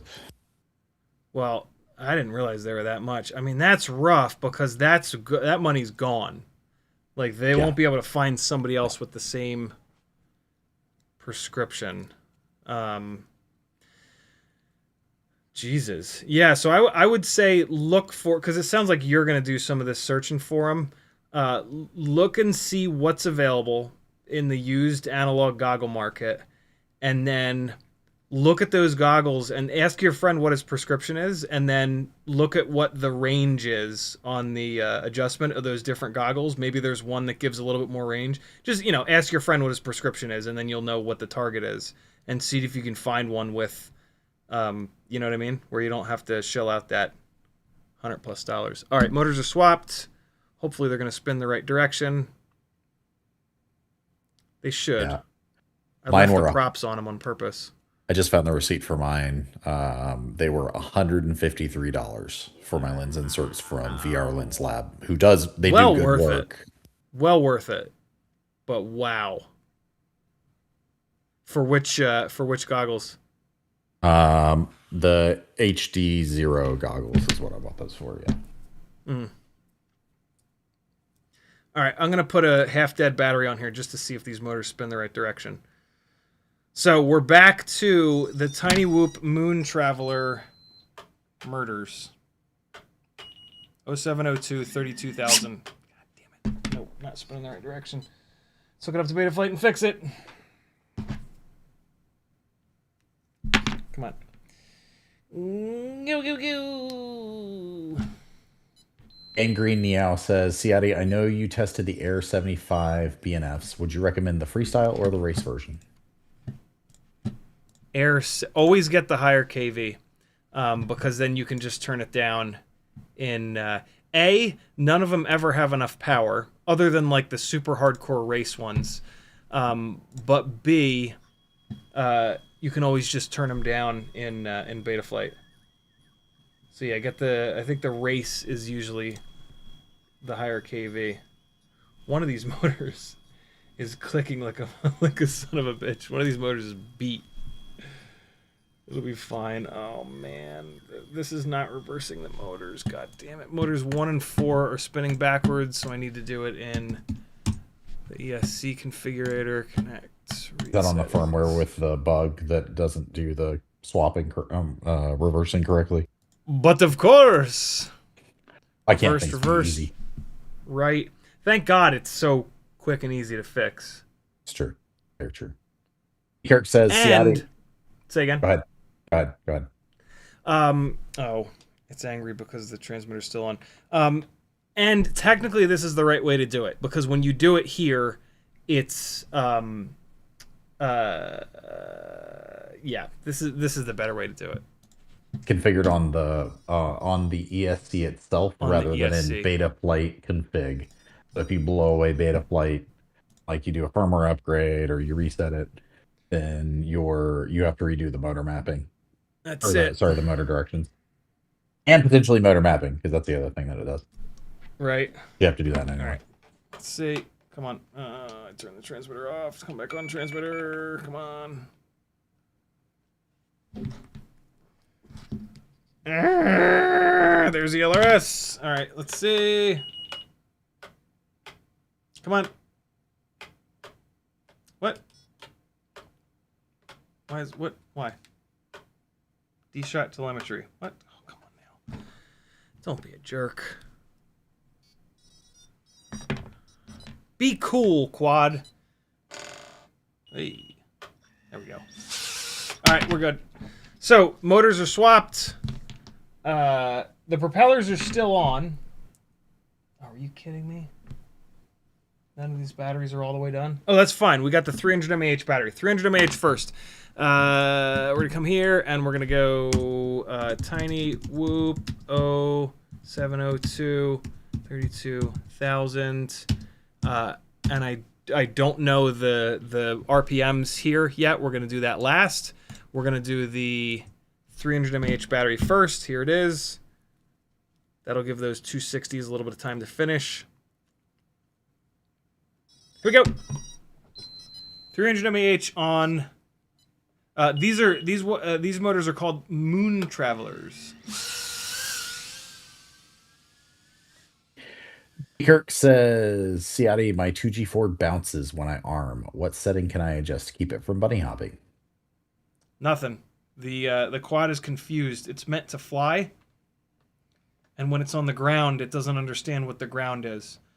So it hits the ground, and then it goes, oh shit, I'm supposed to be in the air, not on the ground.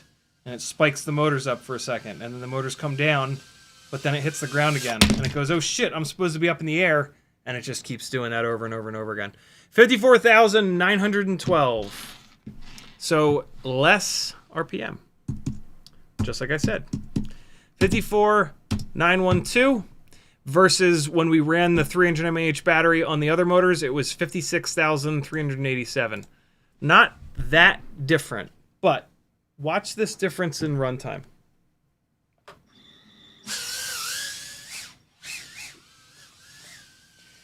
For the record, the throttle expo is now off.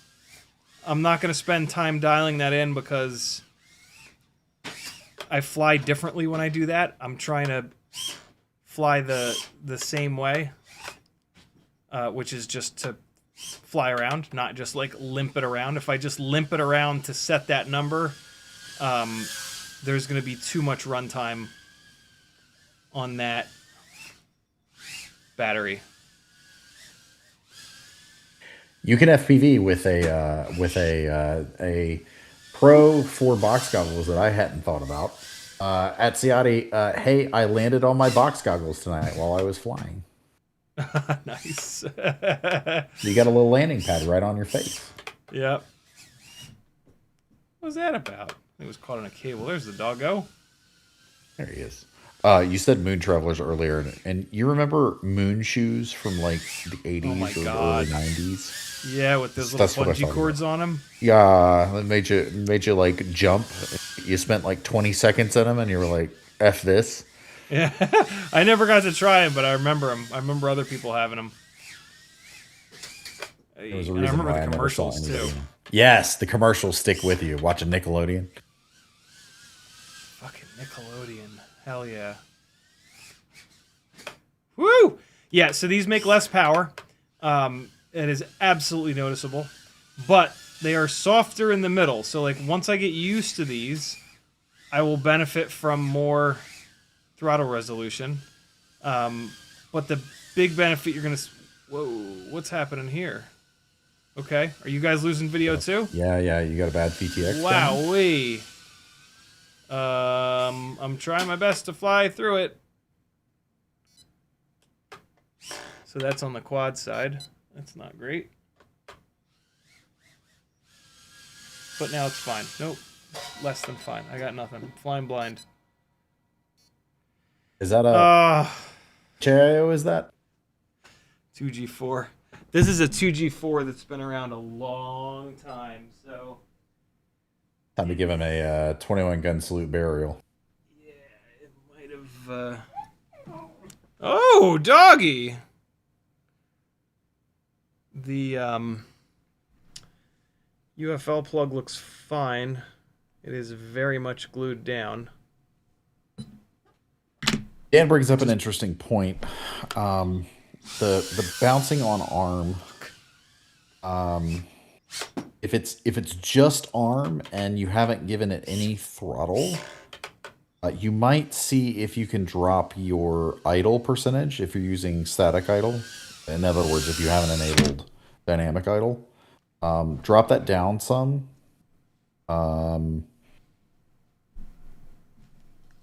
Think of anything else that would cause it to like pop up and try to hop. I think that's the only thing. Right. Yeah, if you take a video of the behavior and put it into our Discord, we can help out quite a bit more. 3.69. Call it 3.7 because it's probably going to keep coming up. Look at that runtime though, 2 minutes and 40 seconds. You can come the sit in the difference in runtime. You can come sit in the troubleshooting corner with all us troublemakers. It'll be great. All right, I just need you to last two more batteries, little 2G4. Come on, you little bastard. You've lived this long. Just live 2 more batteries, please. Maybe check please, that please. the antenna is seated. Yeah, I did a minute ago. It's in there and it's glued down.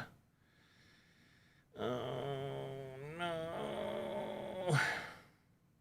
The fact that it was going all the way to static is not a good sign. Yeah, even with no antenna.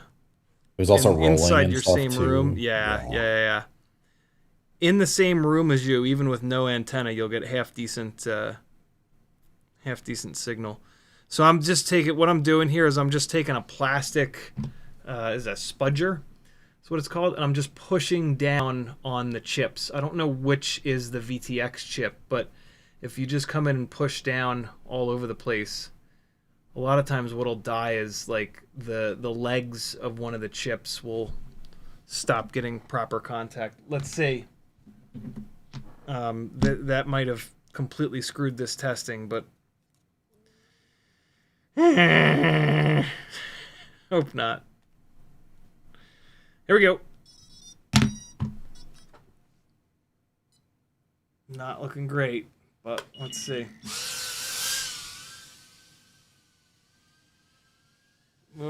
be all right. Oh, did I forget to change the scene? No, you're good. You guys, okay, cool. Ooh, God. All right, so it actually fell out of the air on that one. No, this 2G4 is broken. Is it coming in and out for you guys? Yes.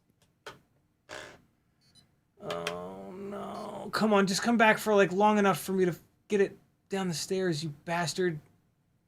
Oh, and I didn't see what the RPM was either, because I had to arm it and disarm it. Let me pause the video. Oh, you had to, yeah. Let me pause the video and see if I can. Awesome, thank you. Oh, God. Oh, no. All right, let's just see. I'm going to see what I can get out of it. Oh, no. The problem is I got to fly it hard. Oh, no. Please. At least give me this one battery. Just give me this one. Oh, hi, Teddy. Come on, just this one. It's better than nothing. Oh, God. Ooh. Oh, this is peak analog flying right here. You can't see where the hell you're going. Old school pilots do this better than anyone. If there's anything that old school pilots do well, it's this right now. This is me in my absolute element. Oh, no, no, no, no, no, no. Come on back. Come on back. We were so close. You little bastard. No. We were so close. Oh, God. I'm just going to push down on it. The Bruce and capital C are the Chads in chat tonight. 49,608. And I also have the same thing pulled up. That's really low. That's lower than on the 300 mAh battery, so I think there's something going on. It should not be that low. Because on the other motors, we saw more RPM out of the lighter batteries. So this battery could just be worked. Oh, this battery is worked. We're at 1 minute and 24 seconds, and I'm getting all the way down. Yeah, so this battery is just shot. God damn it. I gotta try to do it again. I'm just gonna bail on this battery. We'll see what it... Oh, come on, you fart-bag bastard. Percussive maintenance. What did you guys say? 49,000 something, right? 49,608. Not that it matters, but yeah, we'll put it in there. Runtime was 1 minute and 32. Battery's bouncing back to 3.77. Yeah, this battery's shot. 1 minute 32. All right, we got to try one more. Oh, come on. Just hook me up. Help me out. We've been friends for this long. Not like this. Not like this. I'm just pushing on it. What's up, Teddy? You whining? You don't usually whine. What's going on? You just need attention? Oh, you want to go outside? I know. We all want to go outside, buddy. That's a lie. Nobody wants to go outside. It's too fucking cold. Oh, man. This sucks. Come on. Just give me one big battery. You jerk. Just limp it, limp it, limp it. No, no, no. Stop flashing. Please stop flashing. No. No, no. Oh, no. No. No. No, no, no. No. No. All right, let me try slamming it down on the ground. Yeah. Yeah, yeah, yeah, yeah. All right, come on now. Like, oh, I can't believe I flew through that. Whoa, oh my God. I thought, oh, I can hear it. I'm flying it by hearing it. Oh, the RPM is really low again. 49,646. With the AIO acting like this, I don't... Those numbers should be higher. God damn it, man. I think Teddy we're wants a done. quad. I think we're done, man. I can't.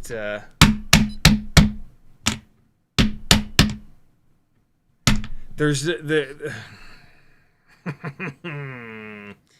well, I'm gonna pull the props off, and we will fire the motors up to look at the KV. I feel like we got that one good battery. We got that 300 mAh battery. This is what I would expect to see. 54,900 versus 56,387. That makes sense. I've compared these motors before, and the Tinywhoop motors make less power. And look, they make significantly more runtime. This is a mess here. The problem, though, is that the battery bounced back to 370 here. This battery bounced all the way back to 380. But, like, here's the thing. 0.1 of a volt, but an extra minute and 12 seconds of runtime. That's and every single time I've ever flown the NewBeeDrone Hummingbird 0702 30,000 kV motor, I've been shocked at how low the runtime is. Every time I fly these Tinywhoop or Weebleed 702 32,500s, I'm blown away at how long the runtime is. So this one 300 mAh battery does kind of tell a tale. This battery was kind of dog shit. This sucks, dude. God damn it. I can't believe this thing died right in the middle of this test. And it'll be fine tomorrow. I'll be able to put another 100 batteries through this AIO, guaranteed. Because that's how FPV electronics work. They die, but, like, not really. You're going to try to give it the old Xbox red ring of death fix and throw it in the oven on, like, 300 degrees or whatever it was? Yeah, I might as well, right? Like, otherwise it's just going in the garbage can. I've never actually done that before. I've always just thrown shit away and replaced it. I find the YouTube videos from like 15 years ago. Right. Yeah, I've been doing those bargain basement reflows forever. My thought process has always been like, it's never going to be trustworthy again, kind of thing. And like, I do have another 2G4, but I mean, they are like $90. And again, like, I kind of might as well. And for like Tinywhoops, with like 5-inch rigs and Cinewhoops and shit like that, like, forget it. I'll never do that because I need to trust those. But like for a Tinywhoop that I kind of exclusively fly around here, what the hell? So Replicator says I bought a cheap reworking station and it wasn't that hard. Nice. I've been thinking about getting a hot air station. Dude, they're so cheap now. I just like, I don't have room for it. That's my trouble. My desk is full of quad parts, not I don't have space for more tools. Yeah. I wish they just made like, and I mean, I guess you could just take a, like I have a heat gun. I could just take a heat gun, but I wish they made like a just super slick little like heat gun looking reflow jib jab. Reflow pen. Right? That spits out like with, just the right temperature. Yeah, they've done it with like 3D printer filament. You can get the like 3D printing pen. Have you seen this? Oh, right. Yeah. Yeah, something like that would be cool. Because it's always like a station. It's always got like the fucking desk piece there and everything. All right, last propeller coming off. I'll give us some more chats. Man. 2G4 down. Rare. God. EKAD Ryan says, Ciotti, do you prefer to hold your battery in your pocket or strapped to your head? Always strapped to the goggles. I hate having a wire running down me into my pocket. It drives me insane. What do you do, Kevin? I agree about the wire, but I have been doing the wire because I can get a substantially larger pack. Yeah. So I don't have to worry about changing goggle batteries. I can literally go, I have a hard case or a hard case 3S 5000 milliamp hour that I use with a monster truck Surface RC. And it just slides in my pocket and I mostly don't have to think about it until I try to like set my goggles down and walk away. And then inevitably it's like, oh, wait, I'm still connected. And then, yeah. I'm looking into ways to move back to strap to my head. Actually, I've been thinking about trying the You know, the Radio Master has the low C lipo packs for the transmitters. They're like 6200 2S. Thinking about trying those for goggle packs. 52, 55, 55, 55. Much, much lower. 52. 1, 52. Hold on. 2, 3, and 4. 55. Okay. So, and also this this is bad. This 2G4 is blown up. We did not have any air before, so yeah, this AIO blew up on us during this testing, which sucks a big bag of dicks. And that could mean that these numbers are all wrong. Especially because we saw 54,009 here and then 56,003 here. These are not very different, but 60,000 and 64,000 all the way down to 52 and 55, that is way bigger of a drop than this. So I have a feeling that this AIO has blown up on us, and that has destroyed this testing. And it blew up exactly in between changing the motors. But what is interesting is that motor 1 was still lower here, but motor 4 was not lower. So, yeah, I don't know. This is... Oh, fuck you, everything. It's the FPV experience right here, folks. Authentic AF. God. Are we caught up on chat? No. CKAD Ryan says, Ciotti using echo flocation. Echolocation, nice. Yeah, that's what you were looking for a quad upstairs. Danzilla says, I think it's the metal plate in Ciotti's head messing with the VTX. Could be. You never know. Could be. CiottiFPV, License to Drive says, CiottiFPV, did you ever see my desk toy for Whoops I made 6 years ago? And he's got a link to a YouTube video. Maybe? I don't think I've seen it. I'm going to go click on that link. Yes. I have seen this. This is very cool. And like, you can kind of use these for PID tuning. I don't know how accurate it would be, but yeah, this is a very cool setup. This is a great setup to get a rig in the air, like to get the to safely get the motor spinning the right direction, all that kind of jazz, so it doesn't freak out on the ground and blend your ankles up. That's very cool. I've seen that set up for big 5-inch, 7-inch kind of stuff. Very, very cool, dude. That's great making it for a Tinywhoop because you don't have to make it gigantic and you don't have to make it super strong either. Don't you want one of those scaled up for a 13-inch? Yeah, right? Can you imagine? Like 13-inch can't rig with hear props anything. on Yes. inside the house. What could go wrong? It'll be fine. Ryan says, rest easy 2G4. Jimmy the Cow says, F in the chat, boys. Damn it, dude. I was really looking forward to this. But alas.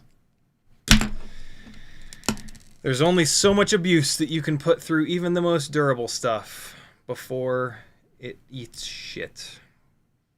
And we be abusing stuff around here, so it's gotta pay to play. What else is going on in chat? Apache Woke Smoke Wounded Sniper says, Ciotti FPV, I got a hot air station and it saved me some good cash. Reflow some FCs. Yeah. If it was like a reliable way to fix them, it could very easily pay for itself. But I don't know, man. I can't trust them.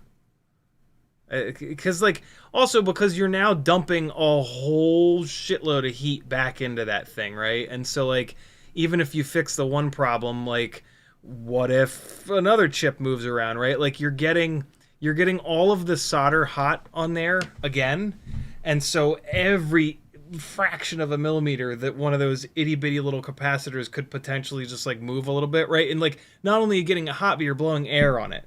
And so like that's a recipe for these itty bitty little chips to move around a little bit. And so like, yeah, I don't know. I have trust issues. The repair guys do it all the time. Like, I don't true. know how much Lewis Rossman you've watched, but they're on much tinier components than what we've got on Tinywhoops. Right. Yep. So it's doable. That is true. That is true. Just gotta learn a new skill. Don't you need a new hobby, Ciotti? Oh God, yeah, that's exactly what I need. Exactly what I need. Capital C says, Ciotti, I just got the Xtronic iron and rework station, and I absolutely love it. Xtronic, that's a fun company. Xtronic. And then CKAD Ryan says, are you going to buy the same AIO, or are you going to try out a new AIO? I have an extra 2G4 right here. And so I'm going to use this. I'm not going to... I sent Spider Sugar my other 2G4 Ultimate Freestyle rig a few months ago. And so I have another 2G4 floating around. So I don't think I'm going to spend $80 on another one because I have these two. The G473 that's going to be showing up is going to be my direct soldered, hopefully durable setup. And so, yeah, when one of these other two 2G4s dies, I will probably buy an extra one. I think I would like to have two 2G4s in my life kind of like forever, basically, right? And so, like, if Weebleed is ever about to go out of stock on the 2G4, I'll probably buy a couple of them just in case, like, we really do never get another AIO that's as durable as it or as clean. So yeah, and I might actually have another 2G4 on one of the drift car chasing rigs.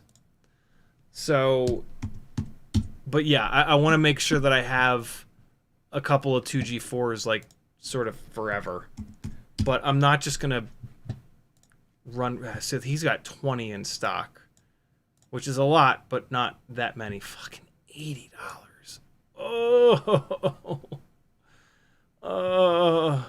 What was a Tinywhoop AIO when you started flying Tinywhoops? How much did it cost? $40. 40, $50. Doubled in price. Yep.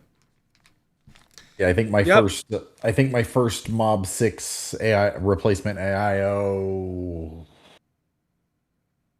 I want to say it was like $50 or $60. Yeah. Right. So yeah, I'm gonna try the oven trick. I don't know. I'm not gonna remove all the plastic plugs and shit. If they melt, they melt. I don't know what's gonna happen. I'm not willing to go through all that, especially because these plugs on this are not super accessible. They're like right next to other components. So yeah, we'll see. Replicator with an interesting point. The board does seem like it's more than just a loose VTX chip. It's true. Seems effed. It's true. Yeah, the VTX is acting weird, and there's air coming through the RPM filtering. That is very weird. That says to me that either more than one pad is lifted. Actually, I don't know. That is strange because like it was just sitting on the desk, not doing anything, and you were getting random error on all of the ESC lines. Yep, very weird. My brain went to like electrical noise or like some weird low voltage nonsense. It does seem to be reading, not making as much power, but that could just be from the error. I'm gonna try the oven trick because I never have, and like what the hell, I might as well. But I have zero hope for it. So much so that I'm actually, I guess I'll leave the. I guess I'll do the oven trick, and then when it doesn't work, I'll take the battery lead off of it. I was gonna really quick desolder the battery lead and solder it onto this, but that's insane. I'm not. I'll be up till. I'm not streaming beyond 1 a.m. That's bananas. So yeah, I'll do the oven trick tomorrow, and then when it doesn't work, I'll swap in this AIO, and we will finish this test because I still have the batteries. I will put them into storage. I will not fly them between now and when we finish it up, and so they'll be, yeah. They will only have one extra cycle on them, and that's not enough to make a difference. So we'll finish this test when I switch the 2G4. Although, I realistically, we'll see. We'll see. We'll continue the test, and if the numbers don't make sense, then when we were running it with the NewBeeDrone Hummingbird motors, it was fucked up, right? Like when I put this new 2G4 in, it might turn higher RPM here with the Tinywhoop motors. It should not. It should turn. It should be like this. This battery looks like a rep. This is what I would expect to see right here. These two 260 batteries are not at all what I would expect to see. So if it keeps going down this weird path, or if all of a sudden it's making like we saw 59, 57. If it's all of a sudden making like 60,000 or something with the new 2G4, then we know that this is all garbage data here. So yeah, should be able to figure that out. Well, I have a theory. Shoot. I think it's one of the voltage regulators that is feeding the MCU, the processor, Right. Generating noise on the power line. That's feeding the processor, and that is not fixable. I mean, it's worth a try in the oven, and otherwise put it in a shoebox and bury it in your backyard. Yeah, I'll put it in the massive bag of failed FPV electronics that I have that someday I will give to like a sculptor so that they can make something cool from it. That's all I got. You got anything else, Kevin? There's one last one. License to Drive says, if you do the oven trick, don't forget to film it. That sounds interesting. You're not. I don't think you're gonna see anything though. It's just gonna sit there, like unless it melts. But I don't think it'll melt. I mean, I could put a time lapse on it, but like if it melts, then it's just demolished. And like it's not gonna melt because people have done the oven trick before. So, yeah. If I'm, maybe I'll put a time lapse on it. Probably not though, to be honest, because it shouldn't melt. All right, YouTube is memory leaking all over my face again, so we out of here. Thanks for joining me, Kevin. Thanks for helping. Yep, you're welcome. CiottiFPV.com. Next Monday is a giveaway live stream. Get your asses on the Patreon so that you're automatically entered. Pour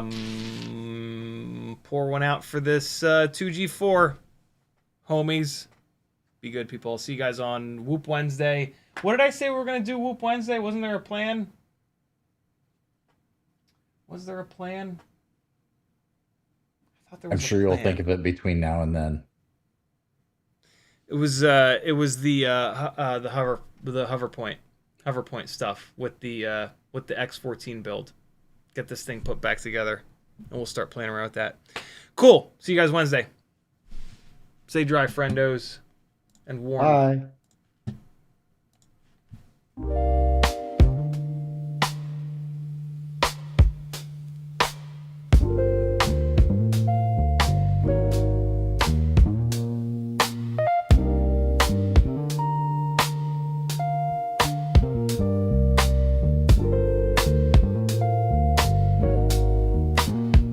Yeah. Out in the yard where the grass grows wild, CiottiFPV's goggles locked, grinning like a child. Teddy spaghetti's, fur flies, and jet wash dreams. Yeah. Chasing small whoops like a dog possessed fiend. Eyes on a neon blur, hard in the chase. Bit fuzz and prop spin, all tangled in place. Yeah. Four-legged rebel with a rotor stir tail in the circus of the